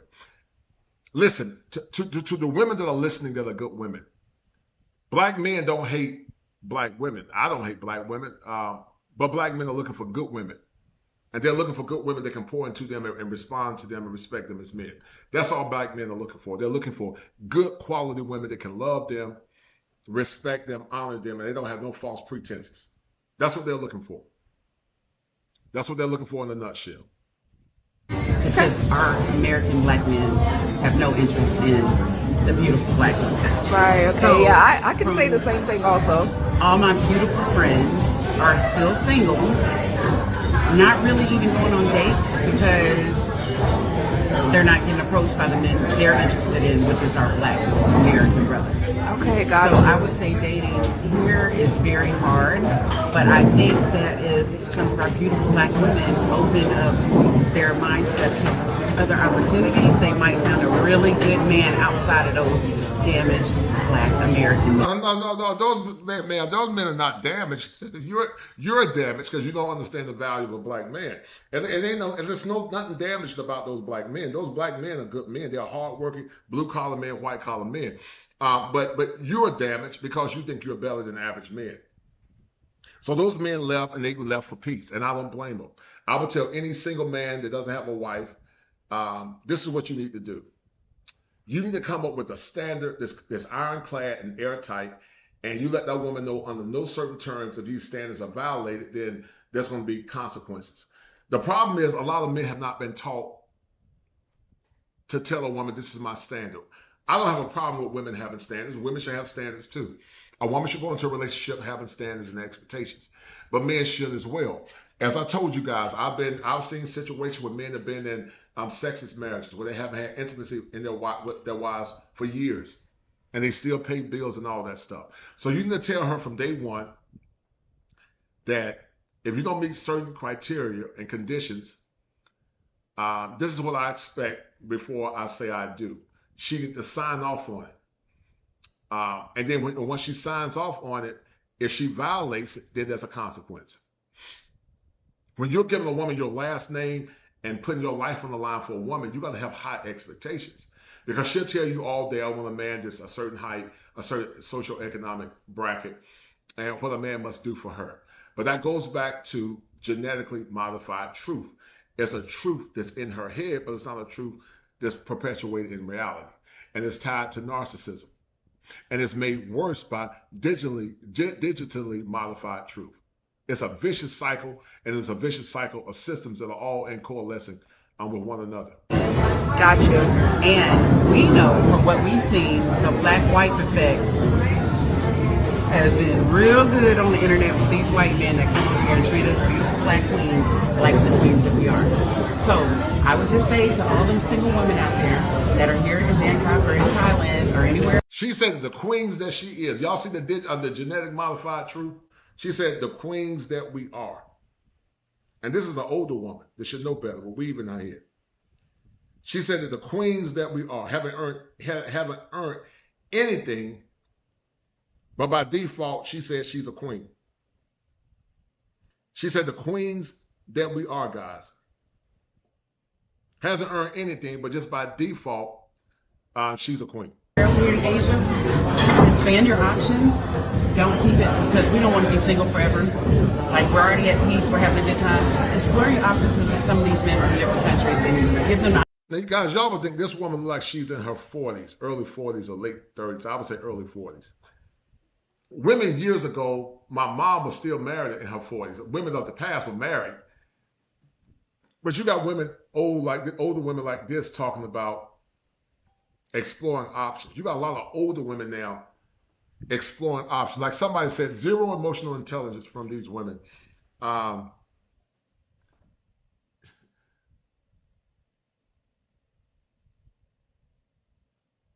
And y'all look at the comments about some of the guys. But anyway, let's finish listening.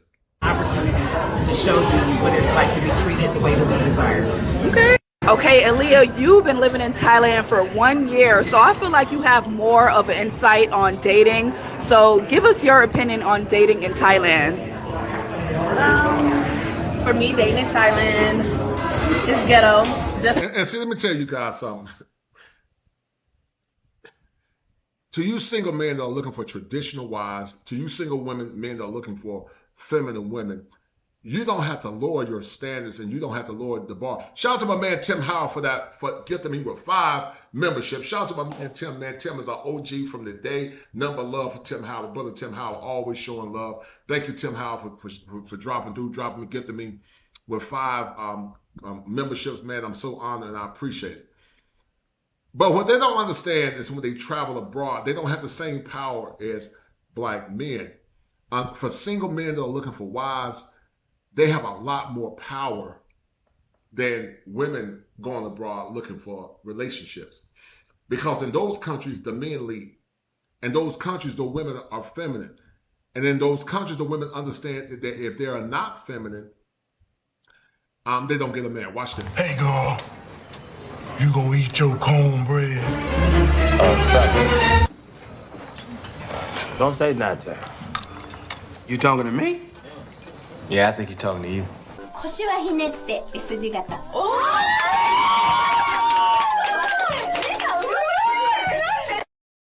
Yeah, when they go abroad to Thailand, if they're looking for a wife, or whatever they're doing, hopefully they're looking for a wife, they can get feminine women abroad. It's easier for them to get a feminine woman abroad than it is here. But when those women go abroad, a lot of those women are invisible. This woman probably be highly venerated in America. But when she goes to South America or Thailand or Africa, the woman with the glasses is invisible. She is an invisible woman abroad. Shout out to my man, the International Quiet Storm, for showing love. He said the supporting the show. Thank you, brother. I appreciate it. And thank you to Tim Howell once again for that $5 for those donations. Thank you.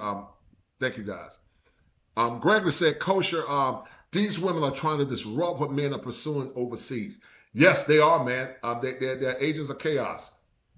Gregory also said many black men aren't concerned with trying to prove to American women to impress them. You're right.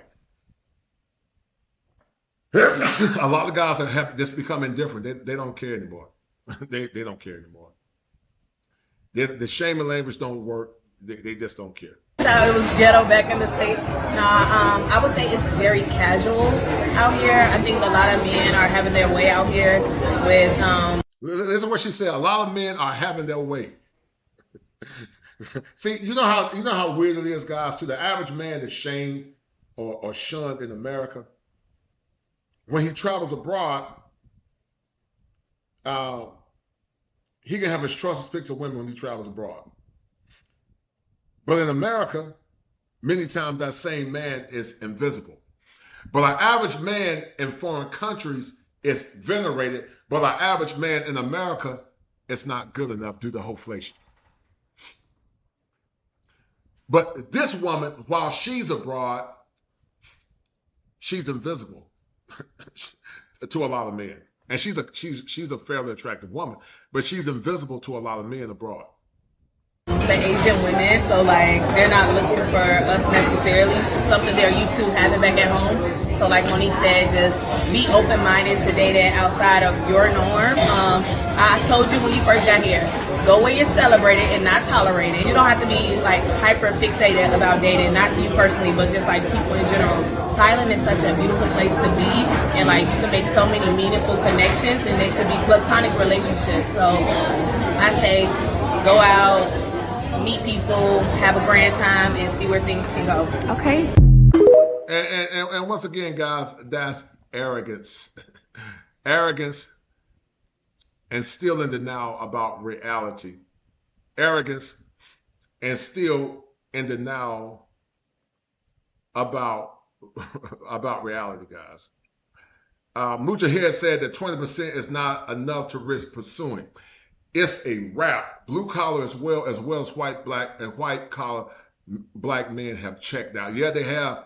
And I'm going to show you the evidence, guys. I'm going to show y'all the evidence that not only is AI taking over, but AI is going to cause a lot of disruption for a lot of women moving forward 2025 and beyond. You tried to warn them, Anita. They wouldn't listen. I guess the pick me is not so bad after all. I wonder what they are thinking now about the pick-me's. Me and my cats are doing just fine.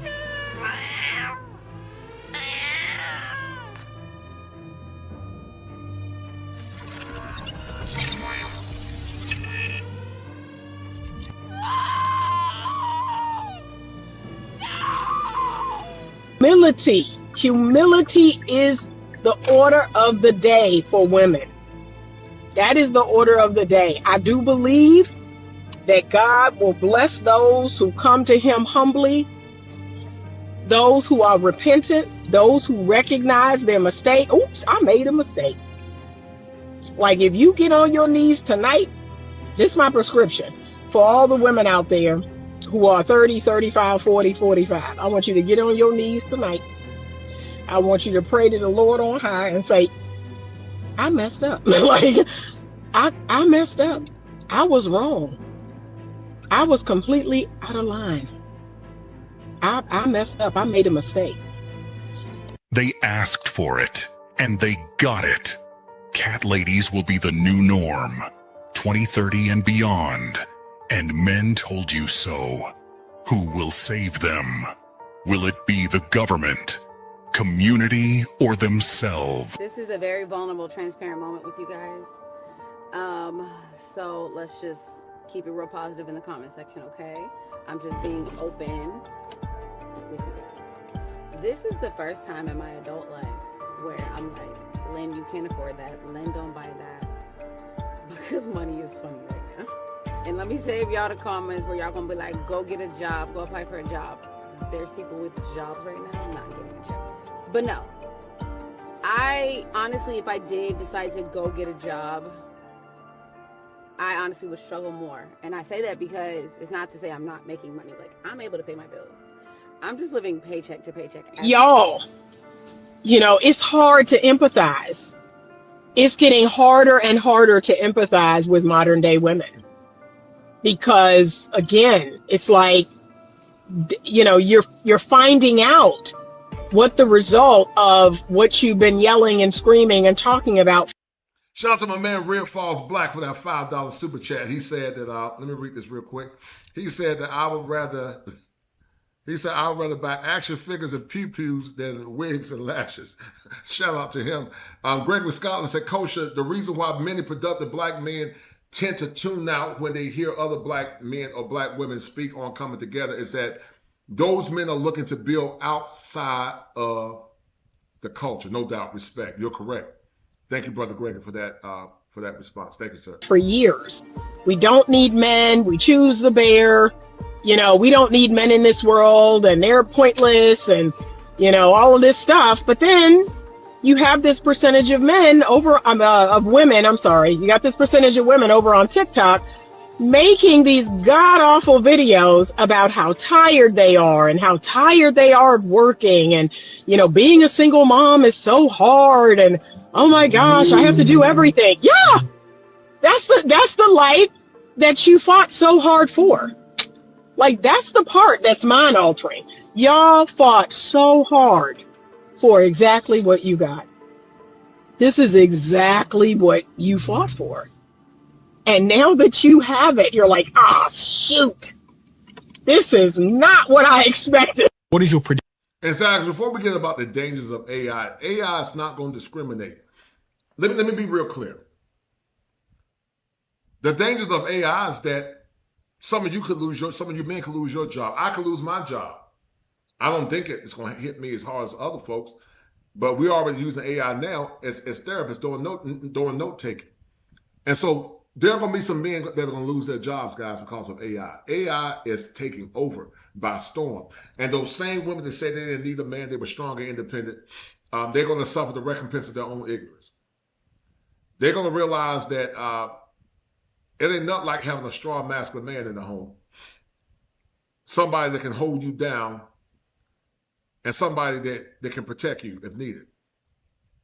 But AI is taking over. It's coming to a theater near you. And AI is not going to discriminate against nobody. It's not going to discriminate against me. I want you guys to listen to this, but then we're going to jump into the amount of women that are also beginning to struggle with homelessness as a response back to the show I did the other day. Prediction for the year 2027. So we're looking at a world where we have levels of unemployment we've never seen before. We're probably looking at AGI as predicted by prediction markets and tops of the labs. So we'd have artificial general intelligence by 2027. And how would that make the world different to how it is now? So if you have this concept of a drop-in employee, you have free labor, physical and cognitive, trillions of dollars of it. It makes no sense to hire humans for most jobs. If I can just get, a 20... Listen to what he said. Listen to what he said. Listen to what he said. It makes no sense to hire humans for most jobs. It makes no sense to hire humans, guys. And all this stuff is leading up to what many theologians believe in. They believe in the one world order, the one world government. We're going to talk about the social credit system at some point as well. But that's what a lot of men believe that is leading up to. And if you're in the right hand of faith, you don't have nothing to worry about. But things are heating up, and make sure your soul is right because things are getting crazy. And I'm going to prove to you guys in a minute how things are getting crazy. Hold tight. $20 subscription or a free model to do what an employee does. First, anything on a computer will be automated. And next, I think humanoid robots are maybe 5 years behind. So in 5 years, all the physical labor can also be automated. So we're looking at a world where we have levels of unemployment we've never seen before. Not talking. Think about the amount of women, guys, that are single. We talked about AI was taking over. Think about the number of women that are single, homeless, with the Trump job, getting rid of DEI, diversity, equity, and inclusion. And imagine those women had a husband. Imagine those women had a covering. But these were a group of women. We're not saying all. Shout out to all the good women that are listening. We're not talking about you. If you're a good woman, you support tradition, you support your man, you support community and family and male leadership, and you follow your husband, he protecting you. We're not talking about you. But we're all talking about a group of women that rebel due to cultic feminism, a group of women that rebel because they listened to the lie of the serpent, a group of women that thought they were better than their men, and a group of women now that are beginning to suffer the recompense of their rebellion. Follow me, baby. The elders are old and out of touch. I have the power to help you become the better version of yourself. Listen to me. I know what's best for you. I am the Snake Whisperer. About 10% unemployment, which is scary, but 99%. This is how you know that in a couple of years, AI is going to be taking over. I mean, customer service jobs. I mean, cashier jobs. I mean, they're going to be taking over and people is going to be losing y'all jobs. Yeah, Gregory, you're right. Greg said this is what I was pointing out earlier about American black women saying they love American black men now doing these changes right. From DEI, EBT, eviction, student loan debt, and etc. And I agree with you 1,000,000%, Brother Gregory. Bashir said that there's a woman I went to college with who not only called me a slave to my husband, she's a fool, but claims she can be in a relationship at any time. Mind you, she's a little older than me, and she's still single. And she is delusional, Bashir. And that goes back to the term that I created called genetically modified truth. It goes back to genetically modified truth. She's delusional. And you tell her that you're a happy slave. I tell her you're going to die being a slave. I'd rather be a slave to my husband than to be a slave to liberal indoctrination. You tell her that you're going to that you love being a slave to your husband. Because that's nothing but shaming language trying to control you and manipulate you. We live in a time now where women are called slaves for supporting and loving their husbands. But yet they want men to still be traditional. This is the real reason. We done went to Checkers and look at this shit, y'all. Okay. And buffalo sauce. All right. You got that? What else can I get you? That's it. Can you read my order back? Now listen, guys, this is AI.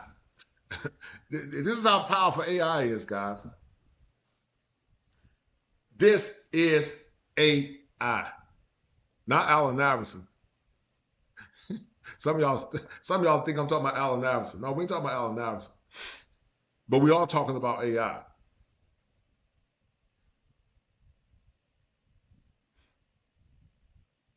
This is AI, guys. And it's coming to a theater near you. Actually, it's already here. And you're going to see a lot more women that are homeless and on the streets. And they're not going to be covered by men. They're not going to be protected by the men in their lives. Because a lot of them are still rebellious. Rebellious, won't change, and ain't going to change. Won't change and ain't going to change.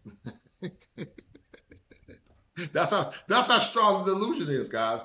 And instead of you arguing with them, you just gotta cast them to the wind. You just gotta let them go.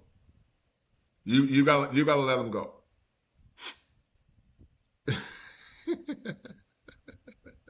yeah, not Allen Iverson, Tim out. You gotta cast them to the wind. T. Kane said, when through a couple of drive AI, it took the order it's very accurate. But sure said, I proudly cook, clean, do laundry, and do whatever my husband asks and requires. I have no stress because I'm covered and I love this life. No doubt, sis. No doubt, love and respect. Rhonda Payne said she is probably a little jealous. Yeah, Rhonda, let me tell you something, Rhonda. I don't know if you're married, Rhonda, or not, but it's a powerful thing to be under the covering of a good man. You got a lot of women struggling right now, mentally and socially and physically, because they're not properly covered. And when I do these shows, Rhonda, I don't do these shows to besmirch good women.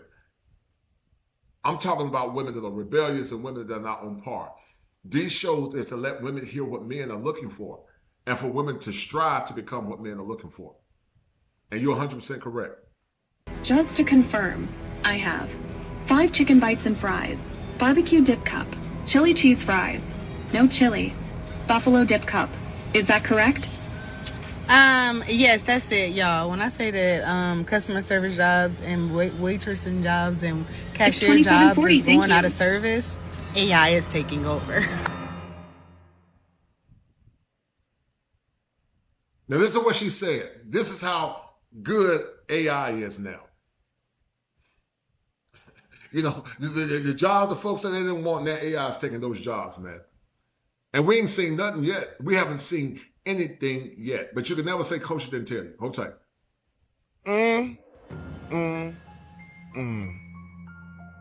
Look at the devil at work. Amazon has deployed over 750,000 robots in 2023, y'all. Listen to me good. Showcasing, you hear me? The increasing takeover of human tasks. Now, motherfuckers, what I've been telling y'all? Get hip. You understand me? Get ready. Because look, bro, they taking every job you got. Some people think AI is good. I'm telling you, it's going to do something death-defying in the next 10 years. If you got kids, man, you gotta prepare them now. This is why they want the TikTok shop gone. Shit, look at them. Even the garbage people being like that. These Tesla robots are getting out of control. This is real, people. Yeah, go talk. And what you don't understand, guys, about 2030, Charles Schwab talked about 2030. He said 2030 is going to happen, and he said you won't want for nothing. And listen, once again, guys, AI can take my job. You might see a kosher robot at some point. Ain't nobody protected. That's why I'm working hard, and that's why I'm trying to get out of debt.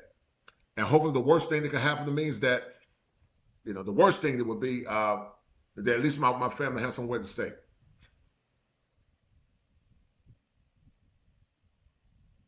To your homies at Amazon, they're getting replaced. then everything is getting replaced, man. You better own a robot, farm. I do believe it's a threat, and it's not just a threat of the computer thinking for itself, which is a whole nother conversation. It's 90 million jobs, poof, by 2030. And I'm sorry, 90 million jobs will be created, but about that same amount will be between 45 million and 90 million just in the United States might actually just go away. And what do you think, Brian, those jobs are gonna go away from? It's not just black and brown people in urban America, in restaurants, fast food restaurants, in service jobs, driving trucks, all the stuff you can think about, but also poor white America, rural America. This is going to be a non-racial. Yeah. AI is not going to discriminate. It ain't going to discriminate. It don't care, and it's not going to discriminate.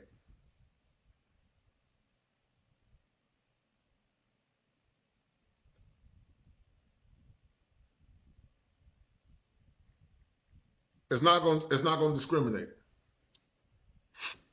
It doesn't care, and it's not going to discriminate. Discriminator and of job destruction, it'll be a job creator, but people who've got skills.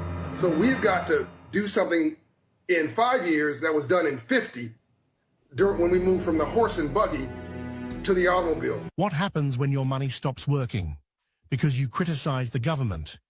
When your savings vanish overnight?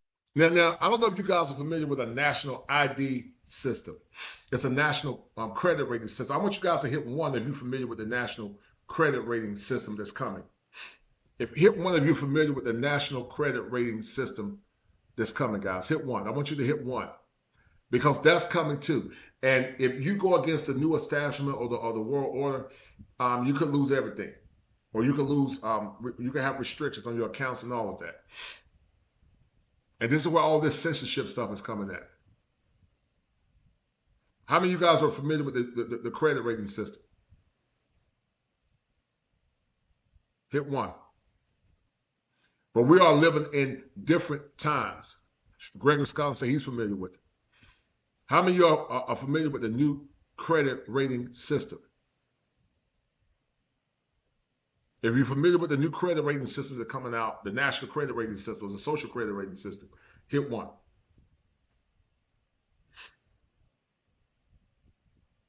Hit 1 if you're familiar with it. Night, when a score determines if you can travel, work, even eat. That's not fiction. That's what's being built. Digital ID, CBD, CS, social credit. This week's episode is my angry rant on the UK's road to an Orwellian. So now the UK is beginning Orwellian, like 1984 Orwell, and they're basically saying that you got to get a social credit rating. If you don't get a social credit rating where the government can have access into your world, then you're going to be limited. And once again, guys, all this is leading to what some theologians call the one world order and the one world government. And I believe biblically that's what we're heading at. That's why I said as the culture clinician, we talk about body, soul, and spirit. And the biggest issue now is spiritual darkness and spiritual blindness. A lot of people don't even realize or understand what's going on. But I want y'all to listen. Prison. Listen tomorrow. Digital ID.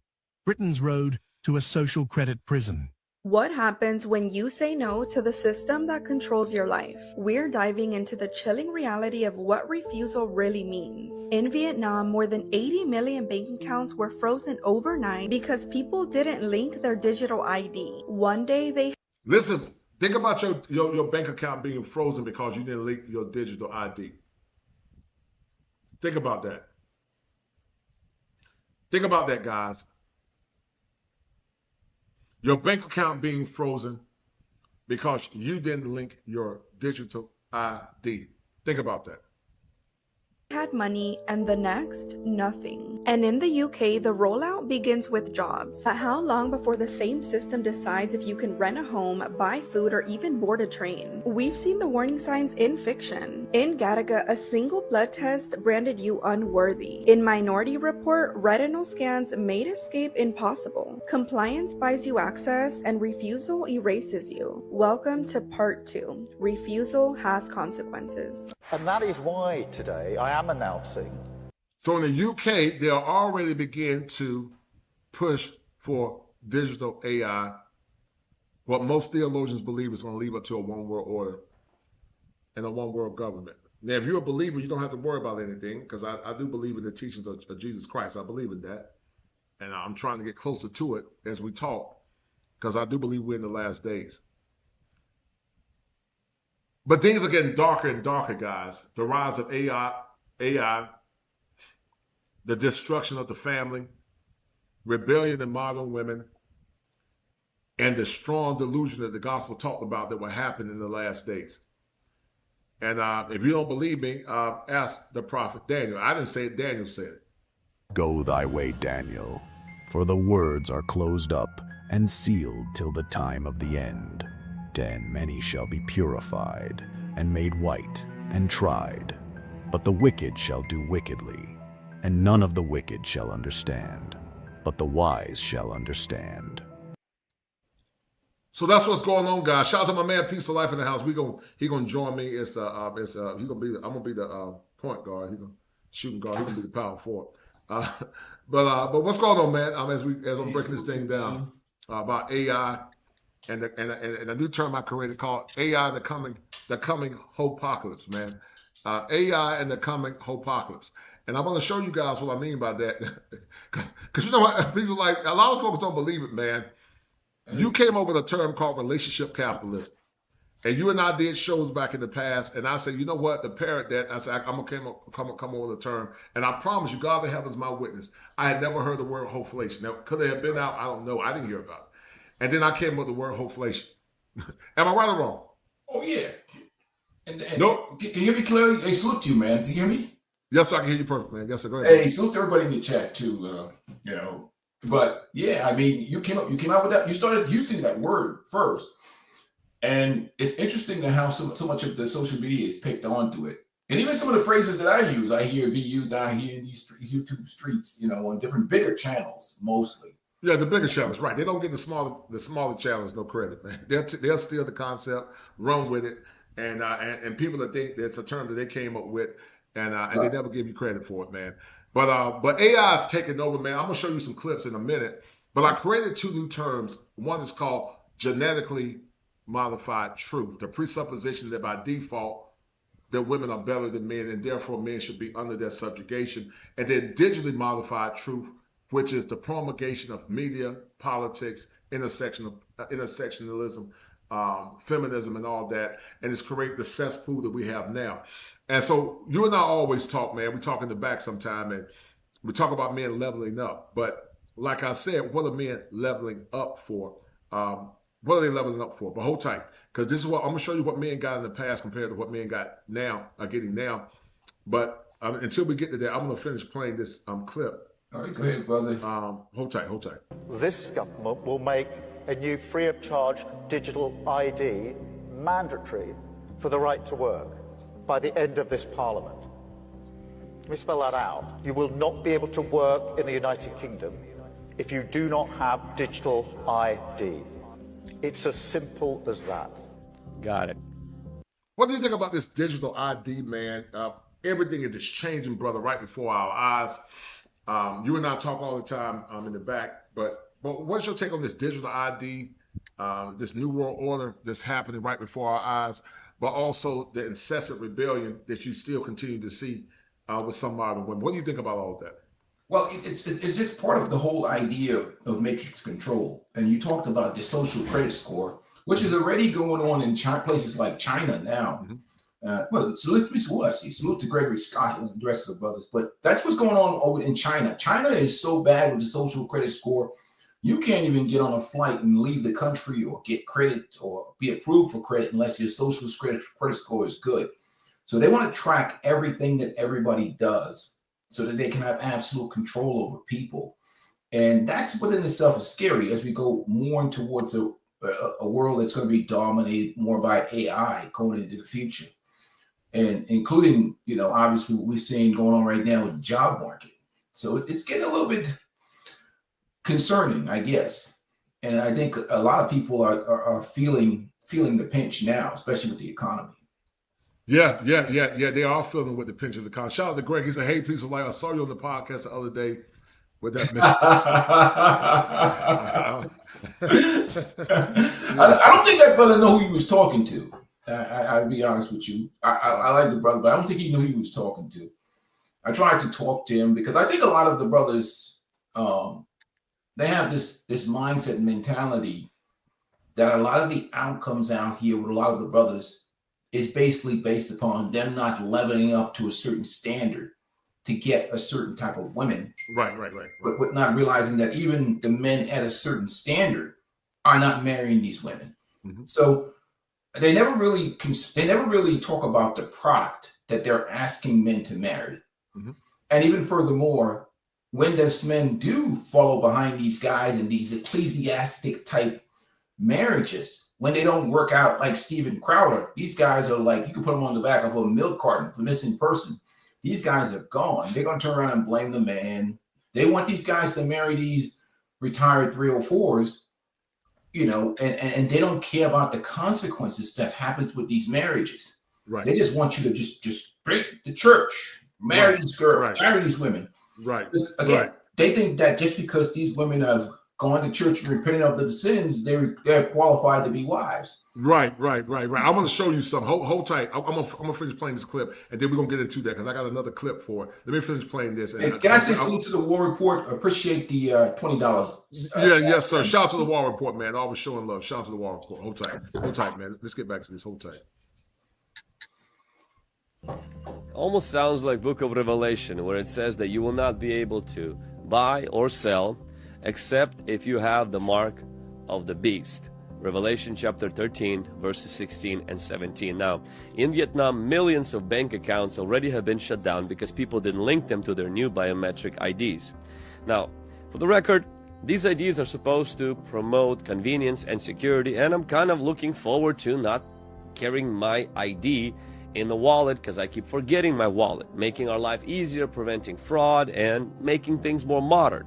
The problem, though, is when the government holds all the keys, your money, your health, your travel, and your social media, it opens the door for control and punishment. So is this the mark of the beast? Not yet, but it conditions the world for it. The scripture is very specific about the mark of the beast, as it will be instituted in the last days under Antichrist rule. It will be required to buy or sell. It will demand worship and allegiance to the beast, and it will be somehow tied to a number 666, and refusing this will bring you death. These digital IDs may feel like dress rehearsals, conditioning people to accept government-controlled systems, but they are not yet the mark itself. The mark will be about worship and allegiance, not simply about data and finance.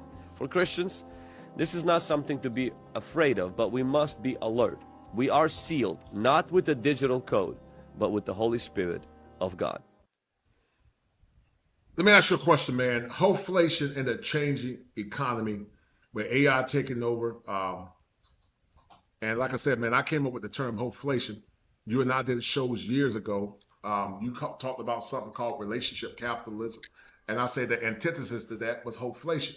And we've seen it, promulgate, become even worse. But I want you to listen to what Vincent Ellison said. I even reached out to him and told him that term came from me. But I want you to listen to him, and then I'm going to show you what my grandfather got and what your grandfather got compared to what men are getting now. So for worth, and their worth will not be an inflation. It'll be limitless. We'll all start putting you on the pedestals that my father put my mother on.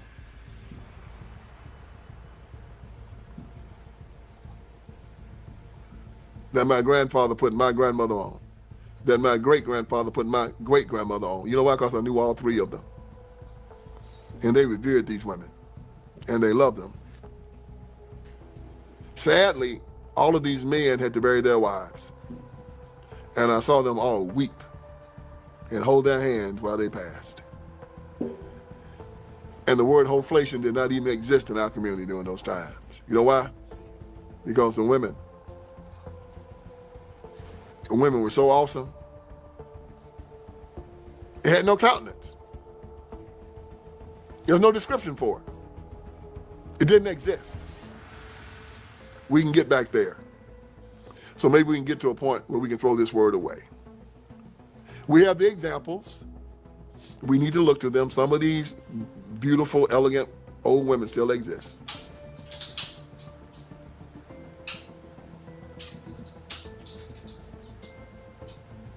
But Vince Ellison ain't gonna let you go until we get back to where we're supposed to be. I like what Vince is proposing, man, but it ain't gonna happen in our lifetime, man. Because this is what my granddad got, Peaceful Life. And I think this is why you argue so much when you hear men saying leveling up. First of all, men should level up for themselves first. Oh, but if you do level up, what are you getting? So this is what men got. A cycle of dysfunction from most married to least married. We went from most married to least married, from virgins to low bodies, from low bodies to ran through, from kids in marriage to kids out of wedlock, from widows to divorced women with kids, from divorced women to multiple women with kids by multiple men, from husband to spouse and their partner. And this is all a cycle of dysfunction that's tied into social engineering. What resonates with you the most? And the woman to the right, that's my grandmother, man. That's my grandmother Beulah. And that's my granddad. You know, I gotta hit it like my granddad. That's my granddad to the right, and that's my grandma, man. And that's what my granddad got. So to all the men that saying leveling up, I'm saying leveling up for what? What are we leveling up for, man? Talk to me.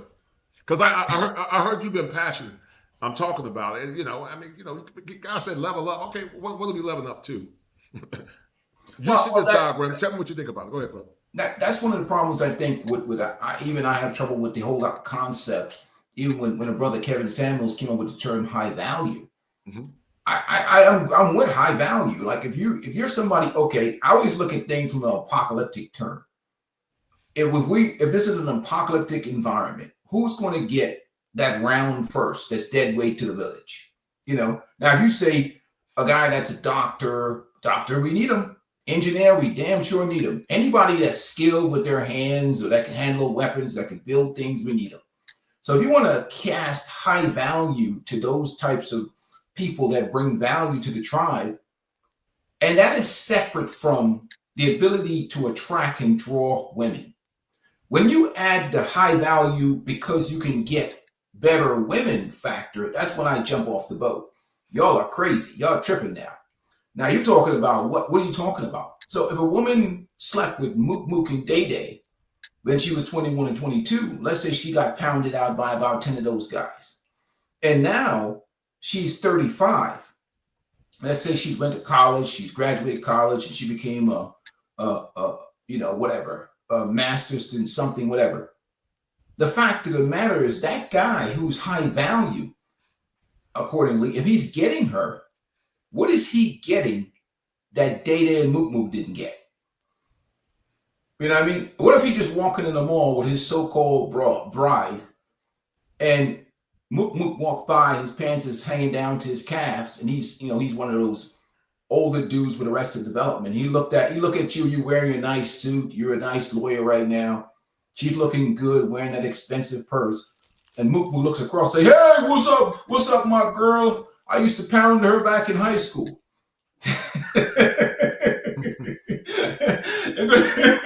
You're a high value. You can be a high value man all you want. You know what I mean? That dude look like he got gold teeth in his. He got like 2 gold teeth in his mountain shit. He hit you. He smashed your wife back in the day. You know what I mean? Like what is high value about that? You know what I mean?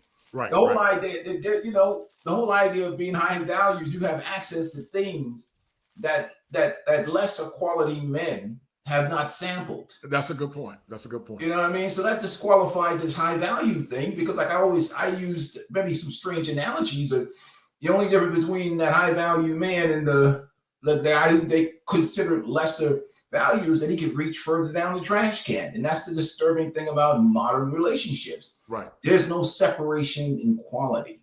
Right. In fact, I agree. Women, they self-brand themselves as certain quality. I agree. And like I said, the man to the right is my grandfather. My grandma was a virgin. My mom was a virgin when she got married, man. Actually, that was the norm back in the day. Men didn't have to work hard for that. They didn't have to work hard for it. It was the standard. I also believe, listen to what Vincent Ellison said. He said those men held their wives' hands and they cried. Absolutely. I think women were better women back then because they didn't have as much freedom, but also they didn't have as much trauma. And this foolishness that they can do what men do. Men and women are not the same. Oh yeah, and you can walk around with pride, knowing that like that. Give you the example. That's a tough thing for a man to swallow in 2020. I mean, any man with pride and dignity. It's a tough environment, man. Like you literally, I mean, where's the pride in that? Where's the beat on your chest? What? I mean, you can have that master's in engineering all you want. You know what I mean? And, it doesn't matter. So that's what really, really, really. I mean, and I talked about it a lot. Just even in the videos today, we talk about what destroyed the dating market is that everybody wants to be the 11 p.m. guy. Right. Like if you know that these women, and they're single but they're sexually active, and that dude is coming over at 11, and he's getting blessed. Well, and he had to pay that expensive $200 date. Well, shoot, I want to be the 11 p.m. guy too, wouldn't you? Coach, why the hell do I want to go through all that shit? I'm like, yo, what is the application? I want to talk. I'd be trying to meet up with the 11 p.m. guy, and I asked him, what is your angle? How are you getting in there at 11? You know what I mean? I ain't trying to take this one out on a date. You're getting access with her. That's the problem, is that the bar is so low for the guy who women find attractive. Right. And what's happening now is in a society that's dysfunctional and that's matriarchal, not patriarchal, very gynocentric environment, is that marriage is the last place finish reward. Right. It's an upside down dysfunctional culture.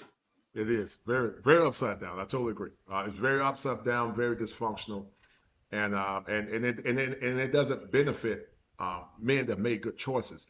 A lot of men, it bothers men when people have these high standards, and when men say, "What are we getting?" and nobody can never tell them what the man is going to get. They can never tell the man. Well, it's even worse, brother. I mean, I have these content creators coming on, especially these bootleg Kevin Samuels. There's a lot of bootleg Kevin Samuels on there, and they're out here shaming men for the wrong thing. Like I told you about reaching the young men, you have to develop masculinity and manhood separate from the women nowadays. But there's these bootleg Kevin Samuels coming in here. Oh, if you guys were like us, you would get better outcomes. Well, what do you like? So you're saying you got yourself a virgin there? Right. You know what I mean? You got yourself a chaste woman, and you married, you in a relationship with a chaste woman? What are you, number 25? That's a good, you know what I mean? Like right. You can't get these guys in their ego and their self-righteousness, and they're I call them intellectual masturbation. These intellectual masturbators, these bootleg Kevin Samuels, are the ones that make my stomach turn. Half of these guys are cucked simps. I can smell a cucked simp from a mile away because of the way they talk to men. They treat women like women have no agency. And we have this rise, I call it the rise of the bootleg Kevin Samuels. These cucked dudes that finally started making money. And they have this arrogance about them because they come and they're lecturing men, hardworking, honorable men, blue-collar men, decent men. And if you look what they got at the house, half of the women that they have at the house have been ran through. So it's like, come on, man. Stop beating on your chest. And I always tell these guys, stop beating on your chest about your ability to acquire leftover women. What do you think about the cycle dysfunction, man? What resonates the most? And then we're going to get into a couple of videos I want to show you. But what resonates on the list you have on the screen now? Yeah, the cycle of dysfunction. The one that stands out to me is from husband to spouse.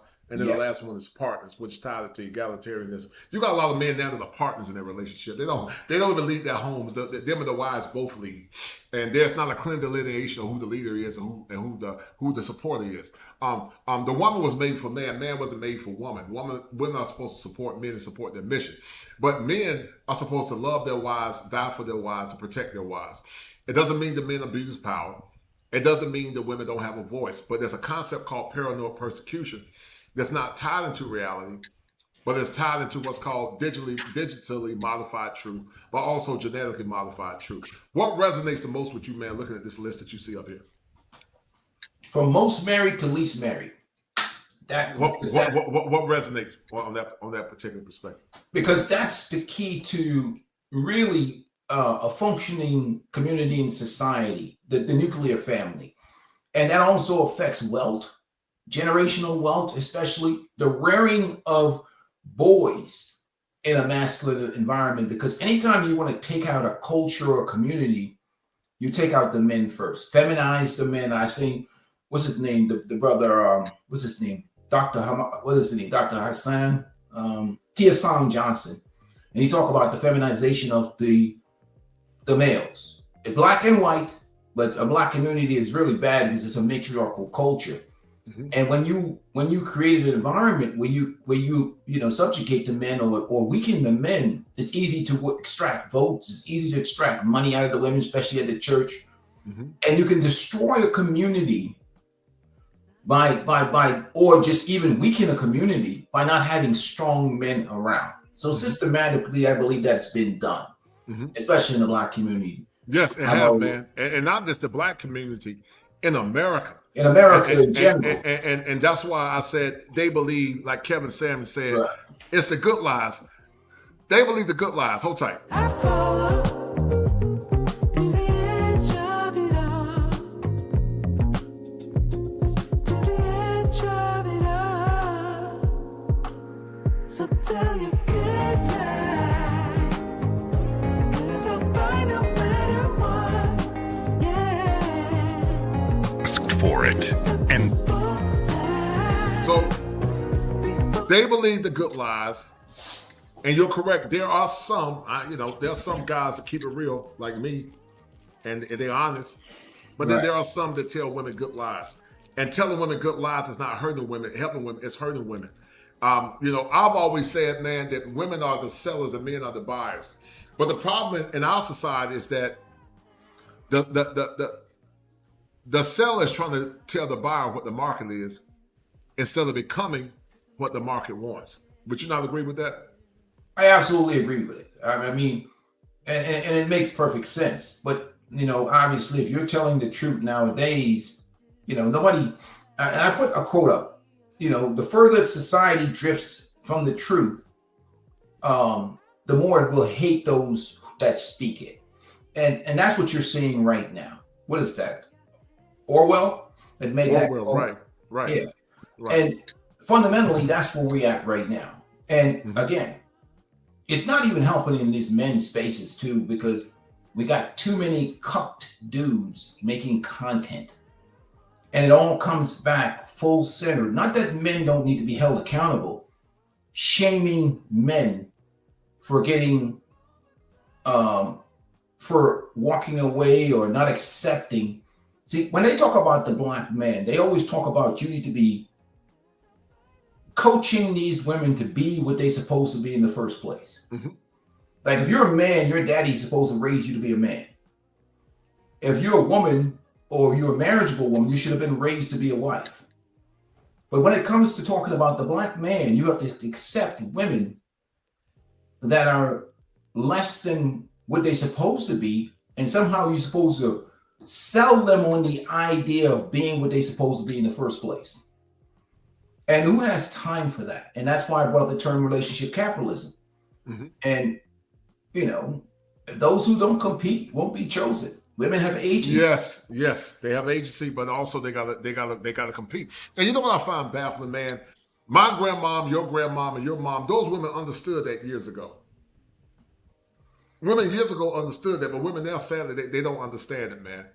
They don't understand it. Let's get into it. Hold tight. I'm going to play some of these clips real quick. Hold tight. They got it.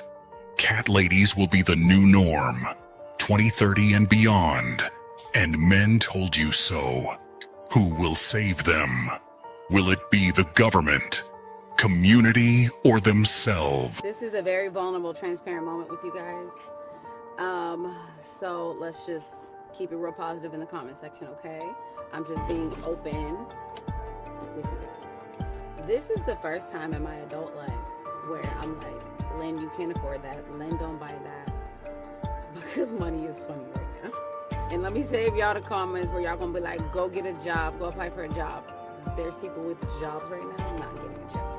But no, I honestly, if I did decide to go get a job, I honestly would struggle more. And I say that because it's not to say I'm not making money. Now, this woman is an influencer. Hold your comments, but she's an influencer. And she says she's struggling. But hold your point, though. Hold your point. Hopefully she didn't change the comment. Hold your point. I'm able to pay my bills. I'm just living paycheck to paycheck. Y'all, it's hard to empathize. It's getting harder and harder to empathize with modern day women. Because again, it's like, you're finding out what the result of what you've been yelling and screaming and talking about for years. We don't need men. We choose the bear. We don't need men in this world and they're pointless and, all of this stuff. But then you have this percentage of women, I'm sorry. You got this percentage of women over on TikTok making these god-awful videos about how tired they are and how tired they are of working and, being a single mom is so hard and, oh my gosh, I have to do everything. Yeah, that's the life that you fought so hard for. Like, that's the part that's mind-altering. Y'all fought so hard for exactly what you got. This is exactly what you fought for. And now that you have it, you're like, shoot, this is not what I expected. This is a very vulnerable, transparent moment with you guys. So let's just keep it real positive in the comment section, okay? I'm just being open with you guys. This is the first time in my adult life where I'm like, Lynn, you can't afford that. Lynn, don't buy that. Because money is funny right now. And let me save y'all the comments where y'all gonna be like, go get a job, go apply for a job. There's people with jobs right now not getting a check. But no, I honestly, if I did decide to go get a job, I honestly would struggle more. And I say that because it's not to say I'm not making money. Like, I'm able to pay my bills. I'm just living paycheck to paycheck as a content creator. I'm okay with it. I am just venting to you guys because I'm like, damn, I just changed my entire interior of my camper to white and I really wanted to finish decorating the inside. And there's so many things I want to buy to decorate the inside. And I was just like, it's not a necessity. I don't need to decorate. And I can't afford to decorate. And I was just like, I just had a moment. I'm sitting in the car like, wow. Like, I literally am like, you can't buy that right now. Like, just wait on it. One of the things you talked about is that you have a disdain for men dealing with women that lacks discipline. It's the financial responsibility that can come along with that. I want you to elaborate in under 1 minute why that's so important and why young men need to be aware of women that lack financial responsibility and financial discipline. Well, I think especially when you're looking at this one with the big tattoo on her neck, obviously this one is just going rogue, but they're going to put all the financial burden on your life. And we're dealing with a modern woman that's not going to fall under your leadership. So responsibility without authority is slavery. They're not going to listen to you. They want to be egalitarian and they still want you to pay all the bills. It's just a bad deal, to be honest with you. I totally agree. Hold tight. And as a content creator, you kind of got to switch things up every now and then. And it's not going to always, you're not going to always receive the same paycheck every month. So it's literally just one of those situations. I transitioned to being a full-time YouTuber. By the way, if you want to go binge all my videos, that will also help me get that money. But I transitioned to be a YouTuber versus a live streamer, and I took an extreme pay cut.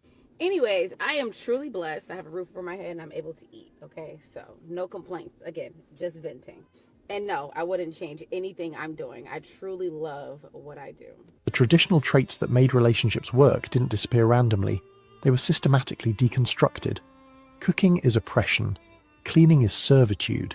Child rearing is unpaid labour. But somehow, male provision is still expected.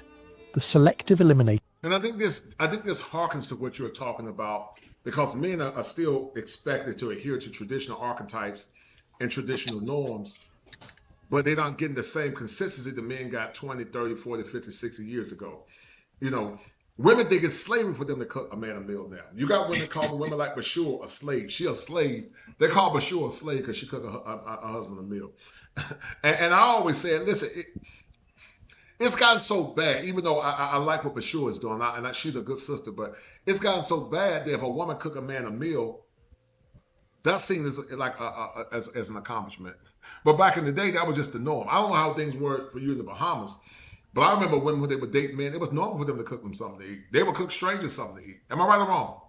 Well, I mean, you're dealing with a situation for, I mean, like for instance, even if it's so bad with the culture that treating a man good and not having conversation about how he's spoiling you or what he's doing for you, you're considered like you're in an abusive relationship to these women, modern women, to the sisterhood. Right. They want to hear about the new handbag he bought you, how he's doing it, because they only respect that hyena archetype of relationship. So if a woman is more traditional minded and feminine, and she's telling the sisterhood how she's treating her husband good, they almost would like chastise her. What's wrong with you? You're a fool. Right. That man should be buying you bags, massaging your feet, and cooking for you, and cleaning and doing. He better be paying for a lot of things for you. They'll shame her, and they're almost like it's like that male hyena treating men good in that community or that culture. It's frowned upon, to be honest with you.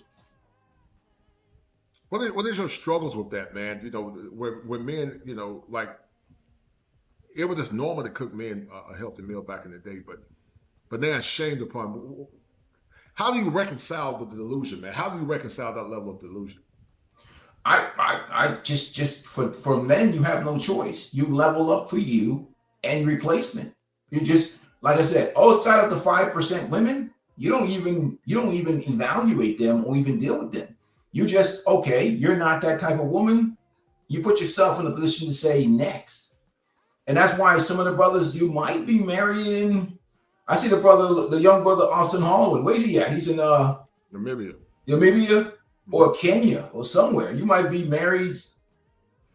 You might be finding a wife in a traditional culture that respects men. I mean, don't get me wrong. The internet is everywhere. Feminism is spreading like a virus, but you have better chances in a more traditional culture that respect masculinity and with laws that are more favorable to men. I totally agree, but I just don't see it happening in our lifetime, man. Of female responsibilities while maintaining male obligations created this imbalanced dynamic. I see young men completely confused. They're told to respect women who don't respect themselves, support women who won't support them, commit to women who see commitment as possession, provide for women who see provision as minimum requirement. What do you think about this term called positive ownership, man? It's a term that was coined called positive ownership. I think it's a good term. What's your take on that? You got to break it down for me, brother. I'm not too familiar with it. Okay, well, it basically means the man's whole frame and the woman is within the frame of that man. Okay, he owns her, basically. I mean, I think if a woman wants to get the lifestyle that she wants and to be covered in a way where, especially when she's older, she's protected and she's not out here, you know, commuting back and forth to work a month and a half out of the year and have the ability to, you know, she's going to have to submit. Curry Holcomb said it best. You're going to have to bow down to something. Right. You ain't going to bow down to your husband. You're going to bow down to Master Charlie. One way or another, they're going to get you to bow down. You're better off with just serving your husband and submitting to him. Mm-hmm. They're going to make you submit. You're going to submit to the government or Master Charlie, I call it, the boss at work, whoever it is. And that don't matter what race you are, white, black, or whatever. You're going to submit to somebody. No, I agree. They're going to submit to somebody. And they will be wise to submit to their husbands, man. Because a man putting his life on the line, that's the greatest honor that a man can give to a woman. But sadly, only in America, submission to your man is a dirty word. Like I said, we went from husband to spouse to partner. Right. From husband to spouse to partner. This is how bad the world is. And people don't even see it. Like you and I can talk about it because we remember when things were more traditional and normal. Right. But the newer generation, they don't know what normal is. Yeah, they don't know, and I think so. I mean, Gregory Scotland made a put comment there. He said, "Kosher and a peaceful life. These women are online indirectly and getting support from men. Why are so many publicly complaining about their living and financial or job status?" And the truth of the matter is, because to be honest with you, because Trump won the election, right, and all of the programs that they're benefiting from have been canceled. They're scared. For the first time in many years. They were scared when he won the election the first time. Now they're really scared now because all of these government programs have been killed. You think if Harris won the election, these women would be on, man, they'd be talking mad-ish to the brothers right now if she won the election. So what happens inevitably when they see that there's no longer any government support and the carpet has been rubbed, the government empowerment, which is government has been their man. When you start pulling that carpet from around, for the first time, they've had some real insecurities in life. Because the last time it was during the COVID outbreak.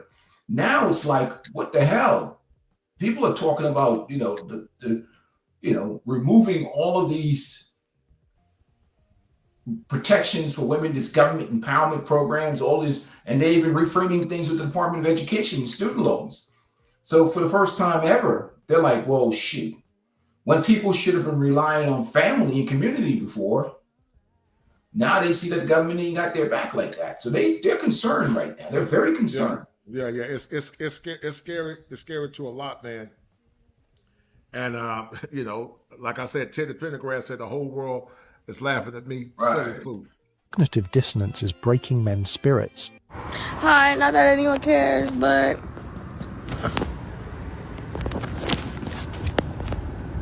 And look at this young lady. You begin to see a lot of women uncovered. A lot of them are being uncovered. But hold tight.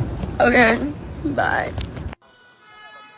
I head to the middle of Times Square because that's where the overnight shelter I go to is. So those types of shelters, you're not allowed to sleep flat on the floor or on a mattress. So we can only sleep on fold-out chairs. You don't really think about how bad it seems or it looks because that's your only option. This is better than me being on a sidewalk.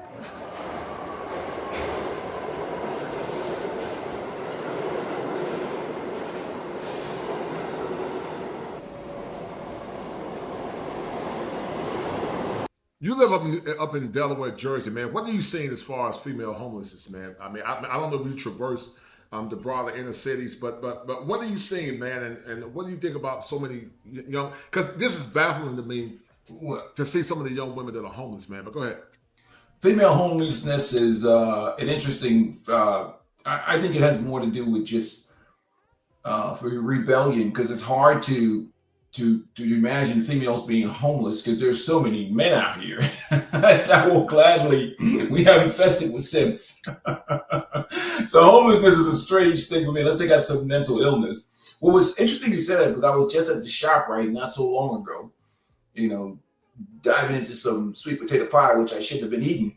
But as I was parking there, the repo man came and got a nice Audi SUV I mean, he must have followed her to the park to the shop, right? I can't show you the images because I don't like to really expose people's suffering. I don't want to see anybody suffer financially, but I did record it, but I'm not going to use it. I'm just going to delete it because I don't want to, you know what I mean? Because because she had a kid with her. Right. That's why I'm going to delete it. If she was by herself, that's one thing, but she had a kid with her. So they took the car and he just mounted that car up and he was out of there right in the shop. So the repo thing is big right now. And again, where's the man? Why is this financial situation going on? Why is there no car? So many cars are getting repossessed. You see it every time I go to a neighborhood somewhere, boom, some guy, right now, this is let's see, people aren't asleep now. They'll probably come out in a little bit. You see the repo guys looking for cars. Yeah. That's how bad it is, man. It's bad. Yeah. So you see that a lot? You see that a lot up in Jersey?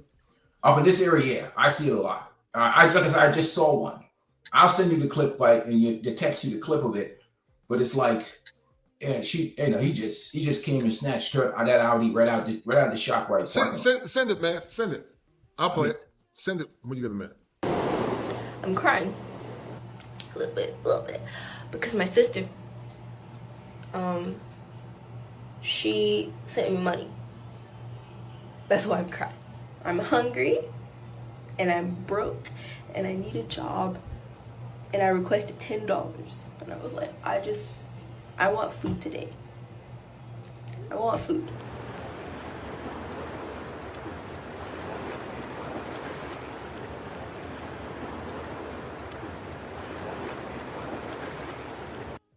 So one of the things I talked about, man, is the 4 quadrants that women are struggling with: bio, psycho, social, and spiritual.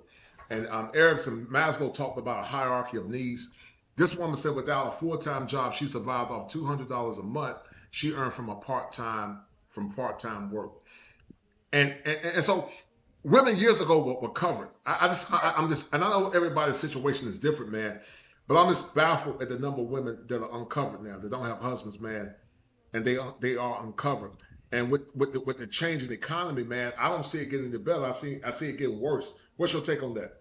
I think it takes a lot for women to be in a situation where they don't have that many options in a society as a gynocentric environment, because there's men, if they look halfway decent, there's men that would cover them if they wanted to be in relationships or they wanted to be in a situation where they're protected. Most of them, unless they have a mental illness, have chosen the condition. Either they have been rebellious or have disrespect. Because even when I worked at detention, when I was younger, years back ago, the boys wouldn't get no visitors, but the girls, a whole family came to visit those girls at detention center. They don't stand there long. Grandma comes to get them, auntie comes to get them. Them boys be in there months, nobody come and get them. But so that takes a lot for a girl to get out here in the street. I mean, plus she has a biological advantage in terms of there's men that will take care of her. Mm-hmm. If she looks decent and is cooperative and is a nice person. Even the one that's in the car, the YouTube content creator, who say, well, I'm broke and struggling. Man, she knows there's a dude that she's going to call when she's in, she looks good enough for consumption. But so she got somebody in her phone that will take care of her. And they all do, unless they're hideous. Right. You know what I mean? Right, hold tight.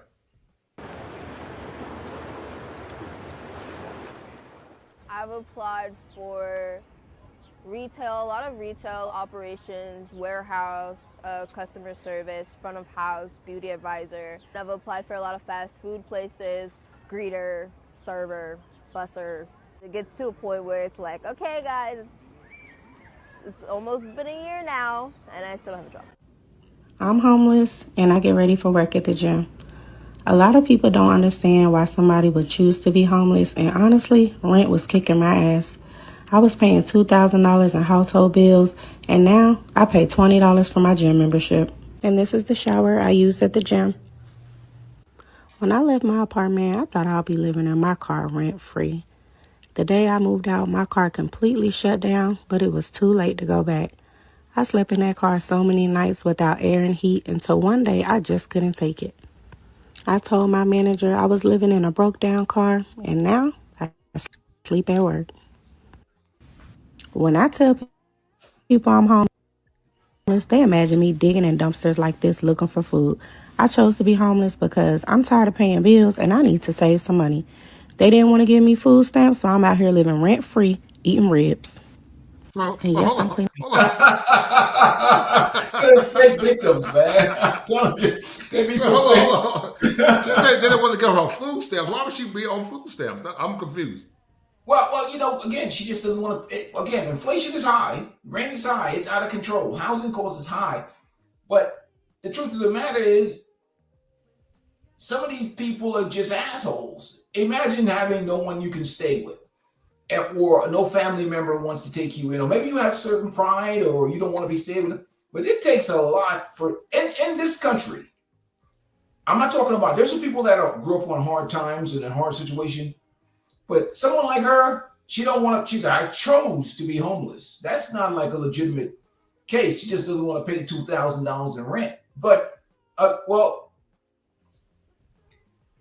that doesn't mean she doesn't want to be under the leadership of a man either. Because even if you paid 50-50, that would break that rent down to 1,000. That's 1,000, right? Right. Even if she had a boyfriend or a husband, her rent goes in half. Right. But the fact she said food stamps, man, that part was baffling to me. Hold tight. My makeup brushes in this bathroom. One thing I hate about being homeless is people don't like when you make the struggle look good. It's a problem if I want to do my hair and makeup, but it's okay if I was living in the streets looking bad. All I know is I'm going to keep making my content and you keep making sure you pay your rent. What's your name? Rachel. How old are you, Rachel? 46. 46. But my heart goes out to this woman, and her story is tied to mental illness. Yeah, she's an addict. And so her story, my heart goes out to her. But listen. 6. What's your life story? How did you become homeless? Well, I was born in August in the Dominican Republic. My mom was a heroin addict. She used to do every drug possible. Okay. Now, how did you become homeless? I gotta get there. Okay. At 5 years old, my mom started eating me out. Tell me, you have to speak loud to the camera. At 5 years old, my mom used to have sex with me. And then she used to sell me. I was raised on 115 in Lenox, Foster Projects. Okay. I'm all over the news. But you know what's scary about this? Her mom did this to her. Yeah, now this is a real case. This is somebody that really needs help and really needs the system. Right, but not only that, her mother sold her into. It's disturbing, man. Into prostitution, man. You know, but the thing about it is, resources will go from this lady who needs real help and probably institutionalization to some person that's, just a rebellious human being. That's the sad part. Yeah, and my heart goes out to her. My heart definitely goes out to her. But the fact that her mom sold her into prostitution is even more damning. At 12 years old, I got pregnant from one of the tricks. My mom used to have me addicted to embalming fluid, so that I could, feel nothing. And when I got pregnant, she told me to open my legs and she wanted to give me a homemade abortion. When I kicked her, she stabbed me and I stabbed her 11 times. I went to prison November 6th, 1991, and I came home December 10th, 2012. 2012? Okay. When I came home, I have no family. None. My mother was an only child, my father was an only child. I'm an only child. Okay. Where was I going to go?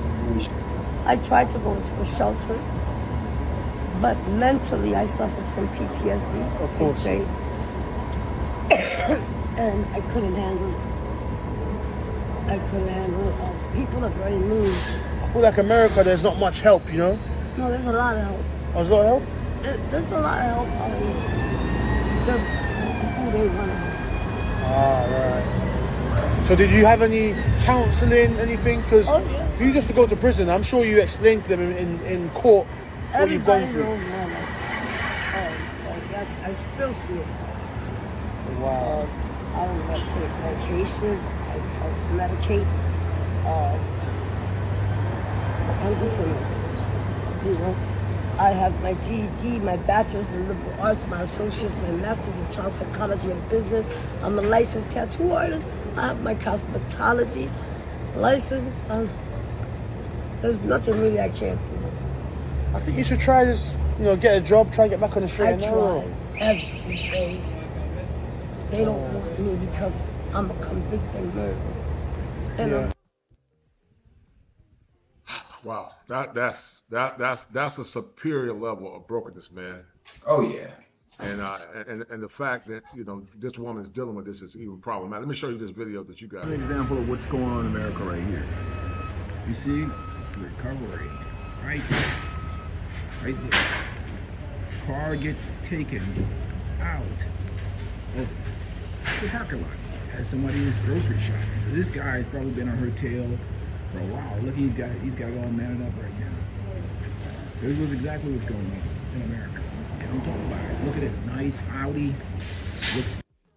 When you see this peaceful life, what do you see? Do you see somebody living outside that means, What did you see when you saw this video clip, man? I want you to break it down. Go ahead, brother. Car payments you can't afford. Living again. I drive my 2012. Right. And I love it. It's paid off. I have no loan. I drive my 2006. It's paid off. Right. People can. I don't give a rat's ass what the Joneses think. I don't lay out here flexing on anybody. I can have a new car today. But I like the comforts of not paying payments. Some people, they don't care. But it gives me that peace of mind financially. But these people are making 1,500 car payments. Some people are, man, I've seen people make $2,000 car payments and shit. Man, it's $3,000 for a car payments. And you're not getting not like they have cash flow and business income that they can pay this with. They're paying this out of working, 40, 50, 60 hour a week at a job site. And their whole check is going to these cars, man. I just don't get it, man. It doesn't make any sense. So, hey, and I'll be honest too. These banks and these car dealerships, if they can approve them and they can make the payments, they'll have them pay for 80 months, 100 months. They'll make them pay forever.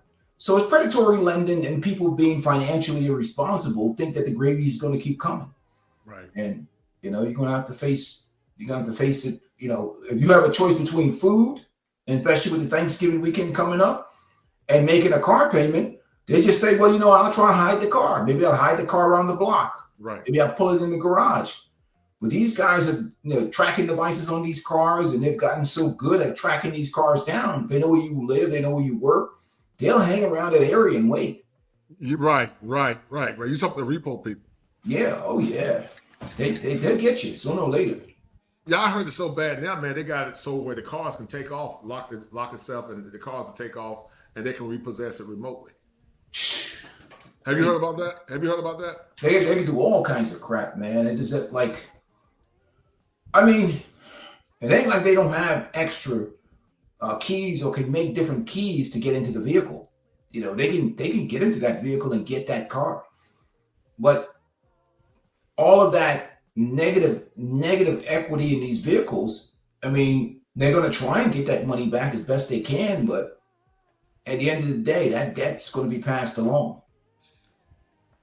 Yeah, man. Yeah, it's like I said, man, living beneath your means, saving your money. Like I said, I got when I had my car accident, I got a 2006 Yukon Denali, had 109,000 miles on it. I put new tires on it, new 20s, rims. That was about $4, but the truck is paid for. I just got to pay that off. But I'm debt free, and I'm gonna keep stacking my money, and I'm gonna keep living beneath my means, and I'm gonna keep being debt free. I'm not getting. I can go ahead right now and buy a car cash if I want to, brand new, but I'm not doing it because it's dumb. Why would I waste money in a vehicle that's depreciating, and the car's not are nowhere near as good as cars were years ago? Hold tight. This is an example of what's going on in America right here. You see? Recovery, right there. Car gets taken out of the parking lot as somebody is grocery shopping. So this guy has probably been on her tail for a while. Look, he's got it all mannered up right now. This was exactly what's going on in America. And I'm talking about it. Look at it, nice Audi, looks beautiful. And somebody came and snatched this. Crazy, right? This is how it is in America, man. But there's a state trooper right to my left as I'm talking, and he's there, so she can't act up because right now with the holiday shopping, that store is packed. As you can see, the parking lot, everybody's stacking up right now because it's Monday, and everybody got to work tomorrow and Tuesday and Wednesday for the holidays. So everybody, people are shopping right now. So they have the state police out there. So you want to shoplift out there today, your ass is going straight to jail. and that's the crazy part about it. Tim Howell they bring out the state police. 771,480 homeless people in America. That's crazy, man. Paul said that that's so sad. I came from the same broken type of family as this woman. My heart goes out to you, Paul. Yeah, absolutely. My heart goes out to you. Gregory Scotland said, peaceful life. Remember, coaching Peaceful Life, all that you have to do as a man is just get into the gym and level up financially. Well, I think it's like I'm a single brother, right? It's a lot. I mean, for me, it's easier, even for you as a brother. I mean, you were leading your household. Right. We save so much money because a lot of stuff we fix ourselves, or we can get it done, or we have the resources, and we don't waste money. Both of us are bald, which we can do ourselves. Maintaining ourselves is not as expensive. Fixing things, like I said, I need to put an alternator in my car. I changed the radiator out of there. I did that myself with my own labor. You know, if you go take that to the shop, with labor rates now at repair shops, is around $200 an hour. So that's going to break your back. These women don't fix anything. I can get in there and tamper with the heater and mess with the water tank and all that other stuff. They're not doing any of that. They have to call in the professionals to do certain basic plumbing jobs I fix and take care of. So, you know, we save a tremendous amount of money as men. We're not spending money like that. So when we own homes, I did all the repair on my deck and all that stuff. It's a totally different experience as a man, you know. I totally agree, man. I totally agree. Real quick, man. You know, I told Anita that most men have never had an orgasm. But I add nuance to it. I'm not talking about a physical orgasm. I'm talking about a mental one. So hold tight.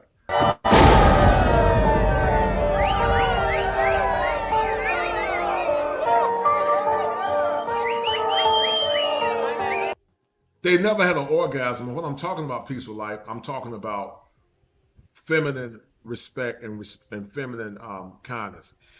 Something that a lot of men are deprived from. What's your take on men not being deprived mentally and socially from having an orgasm? And when I'm talking about from a feminine woman that respects him and honors him. Because most men have never experienced that. No, most men have never, and that comes from the tremendous amount of femininity with cooperation, or even better, when a woman facilitates something for you without you asking.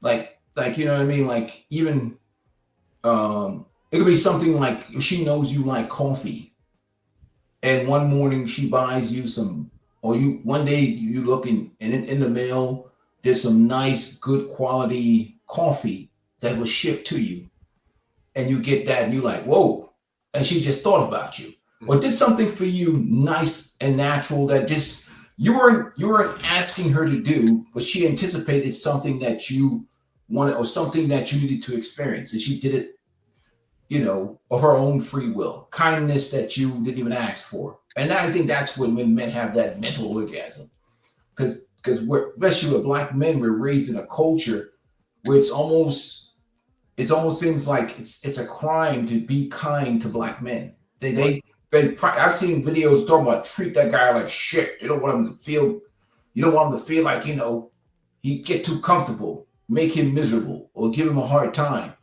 You know, F these men. It's just a male hating culture for the most part, you know, or they see men as just servants. Yeah, not to be loved or cared for. Yeah, and it's unfortunate, man. It's unfortunate level of denigration, the level of degradation.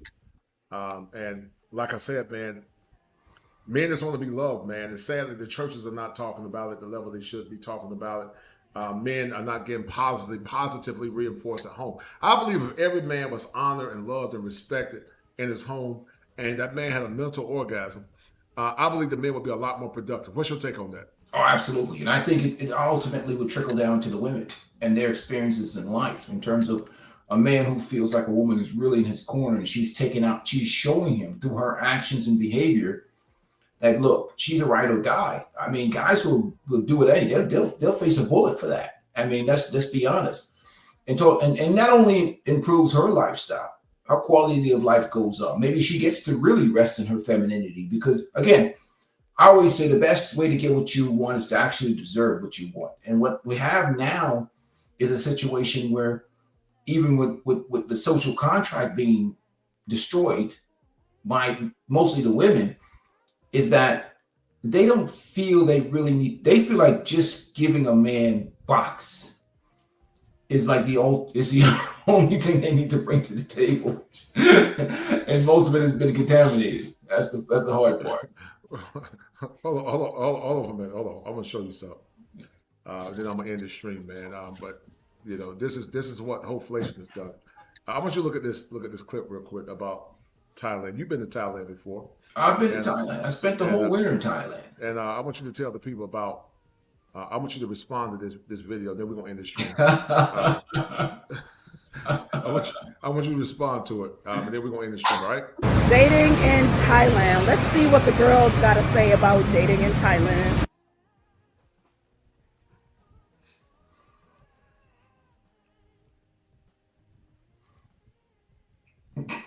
Okay, Monique, you've been here the same time as I have, 3 months. So what is your opinion on dating in Thailand? I would say from what I've seen, Black American men are not interested in Black women. So that kind of eliminates them, and you know, the Black women are interested in our Black brothers over here, thinking they have a better chance than what they did in America.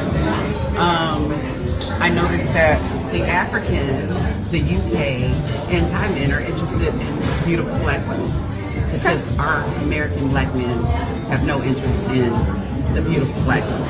Right, okay, so, yeah, I can say the same thing also. All my beautiful friends are still single, not really even going on dates because... What you think about what she's saying, and tell the audience what you saw in Thailand, man, with situations like this? Well, I mean, you think about it. Why are those brothers in Thailand in the first place? I mean, if they were in a situation where they were experiencing success with the American Black women in terms of getting femininity, getting cooperation, or getting women that are actually wanting to be with them, maybe they wouldn't be in Thailand. So the scenario is different for these women.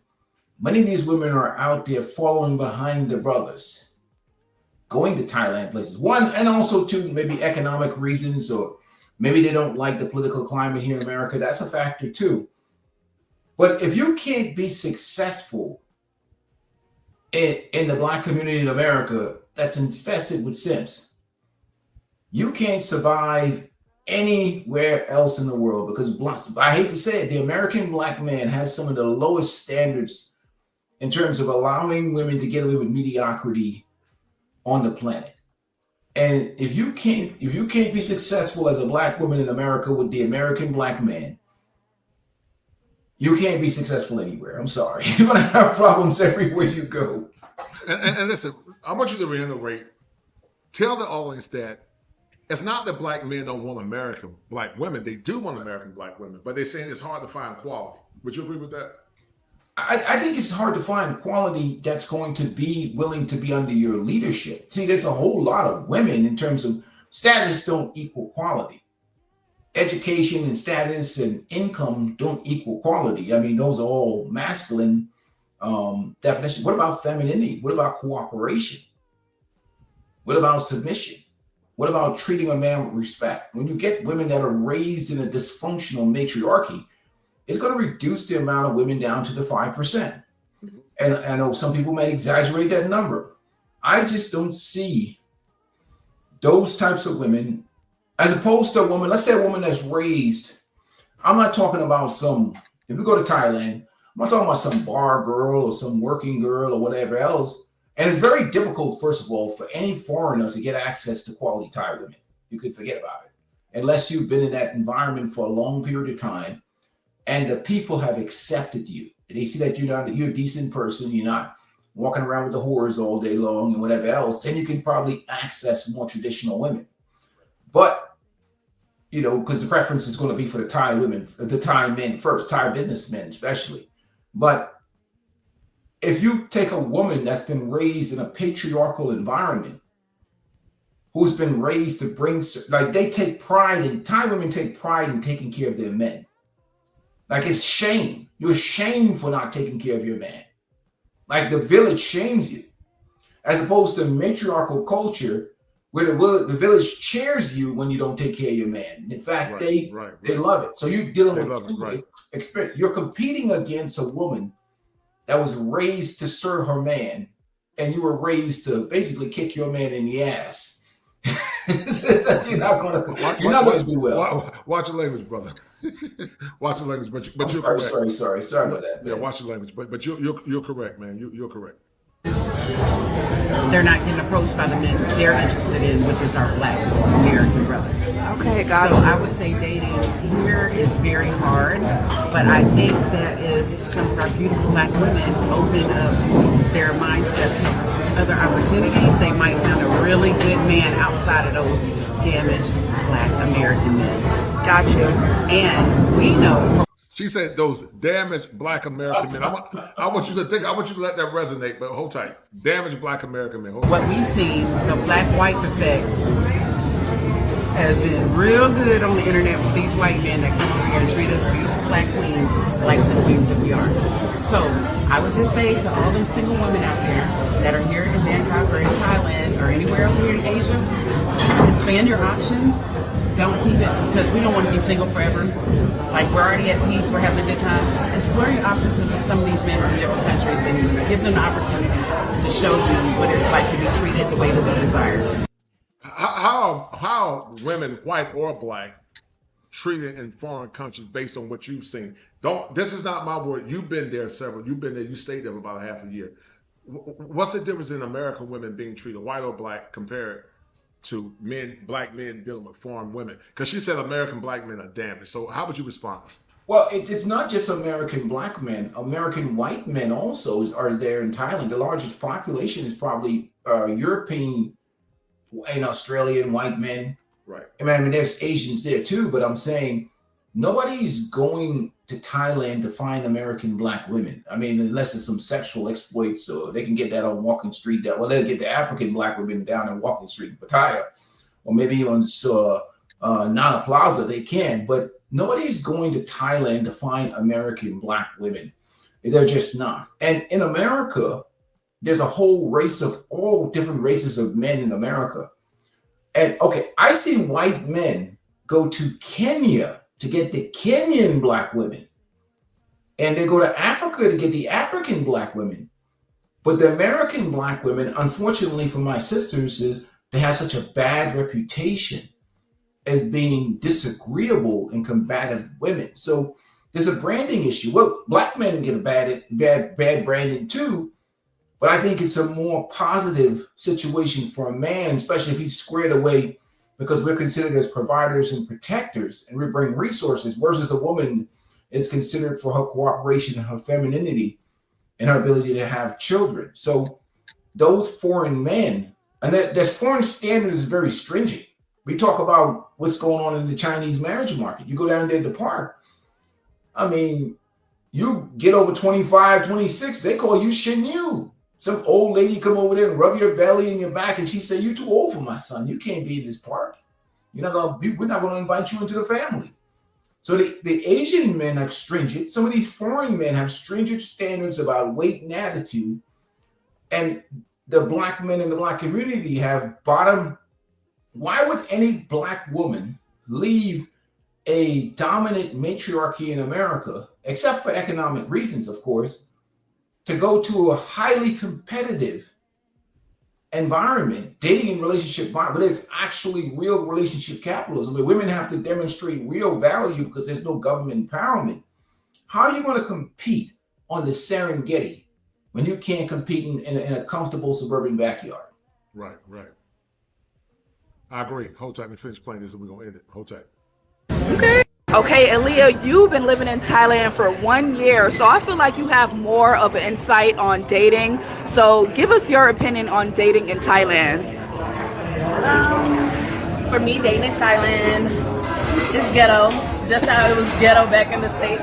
I would say it's very casual out here. I think a lot of men are having their way out here with the Asian women, so like they're not looking for us necessarily, something they're used to having back at home.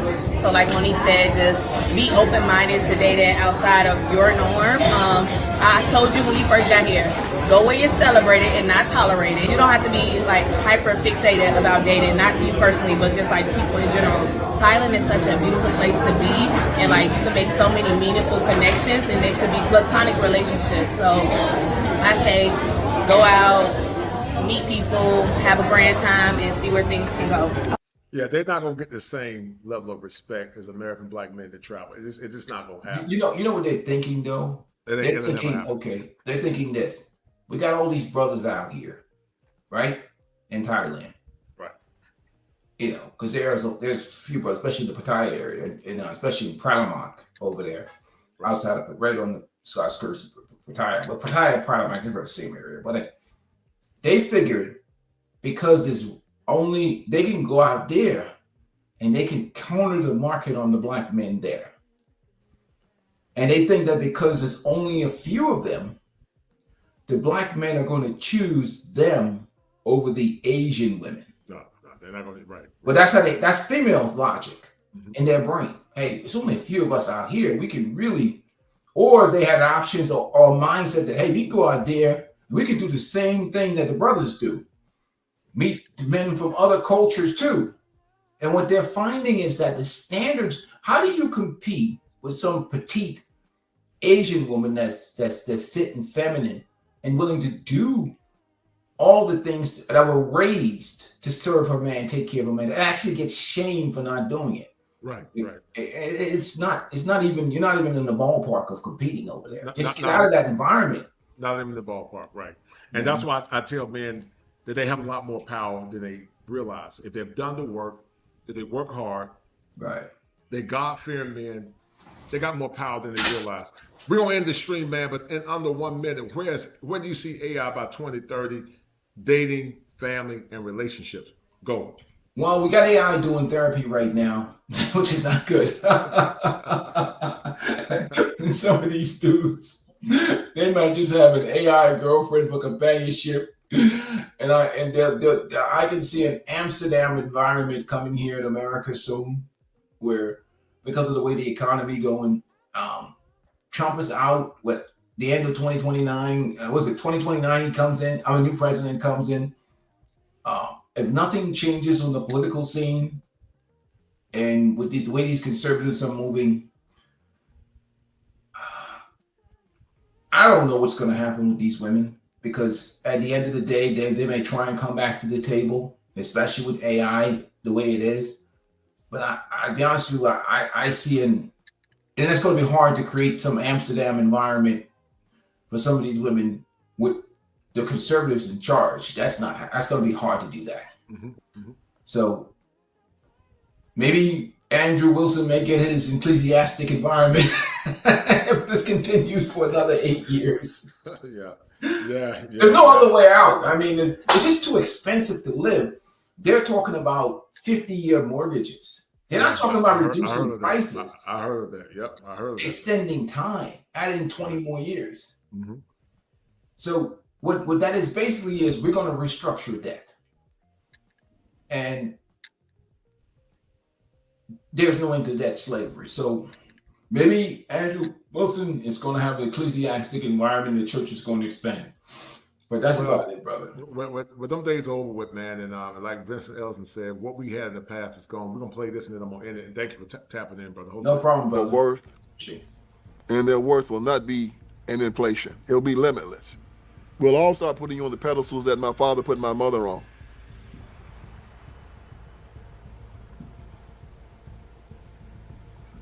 That my grandfather put my grandmother on. That my great-grandfather put my great-grandmother on. You know why? Because I knew all three of them. And they revered these women. And they loved them. Sadly, all of these men had to bury their wives. And I saw them all weep and hold their hands while they passed. And the word hoflation did not even exist in our community during those times. You know why? Because the women were so awesome. It had no countenance. There's no description for it. It didn't exist. We can get back there. So maybe we can get to a... And see, women like this were worth paying all the bills for, even if it would be hard to pay now. Look how beautiful these women are. They're feminine. They're virgins. They didn't have any kids. They're demure. Men won't mind paying or even struggling to pay off bills for women like feel, this. If you feel proud walking down the street, knowing that you're not walking down the street with the village leftovers. I mean, like, nobody can look. Imagine the pride a man has to walk down the street and know that his woman hasn't been with 10 men, or she hasn't, that whatever she slept with, she has not slept with, oh, like that brings pride. What's his name? He said something. What's his name? Gregory Scholar talked about the chick, the black woman in Japan that was going on from the brothers. That's like, why would you go to Japan to meet a black man, American black men? I think they're delusional. What makes you think Asian men, as strict as their standards are, other than for some fetish, some guy getting his fetish, I'm gonna try some of that. They try that black box.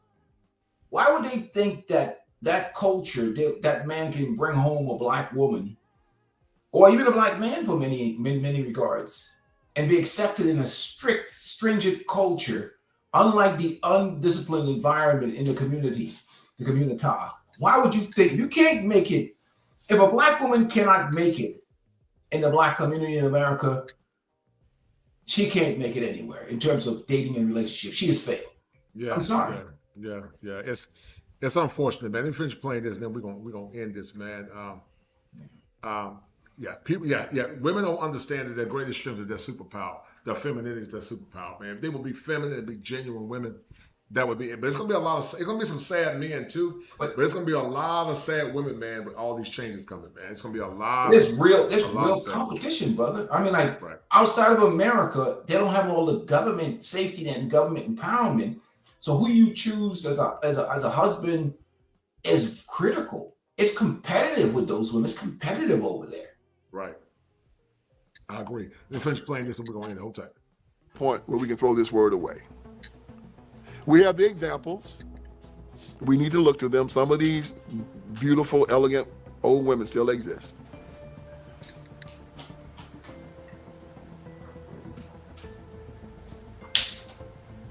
But Vince Ellison ain't gonna let you go until. Go thy way, Daniel, for the words are closed up and sealed till the time of the end. Then many shall be purified and made white and tried. But the wicked shall do wickedly, and none of the wicked shall understand, but the wise shall understand.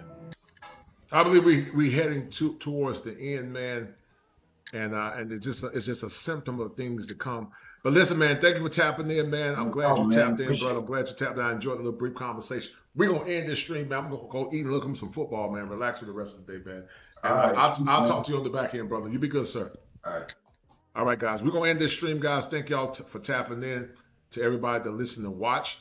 Shout out to everybody that showed love and support them today. Shout out to Anita Stoudemire for coming on, gracing me with her knowledge. Shout out to that dear sister. And guys, we're gonna end it. We're gonna end it, man. We're gonna end it. But sadly, so many believe the good lies, and some won't learn. Some will never learn, and it is what it is, man. But to those that will learn, shout out to them. But like I said, guys, this is just to bring clarity to the conversation and let men see what's actually going on in society. And guys, we are going to end it here. Thank you to everybody that tuned in. Shout out to all those that donated. Shout out to the Wall Report for being a #1 sponsor. Shout out to Gregory Scholar for being a #1 sponsor. And also everybody else that donated, guys, I really appreciate it. Shout out to Tim Howard for gracing me with 5 memberships. Thank you, brother Tim Howard. And shout out to Sister Bashua for showing love and support today as well. We're going to end it, guys. I really appreciate you guys tuning in. And this is a long show, and I will be seeing you guys soon. So once again, guys, y'all take care. And thank y'all for the love. Thank you for the support. And we're going to end it. Hit that like button and share this stream if you're not a beta male. Nigga ass, loser ass nigga. Your video with comments about a He's a certain loser. other female. Just to let you niggas know, we don't need y'all. We want y'all, but we don't need you. 20 years later.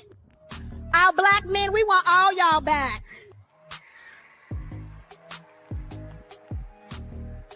Because we love you, we see you, kings, and most importantly, we need you. And most importantly, we need you.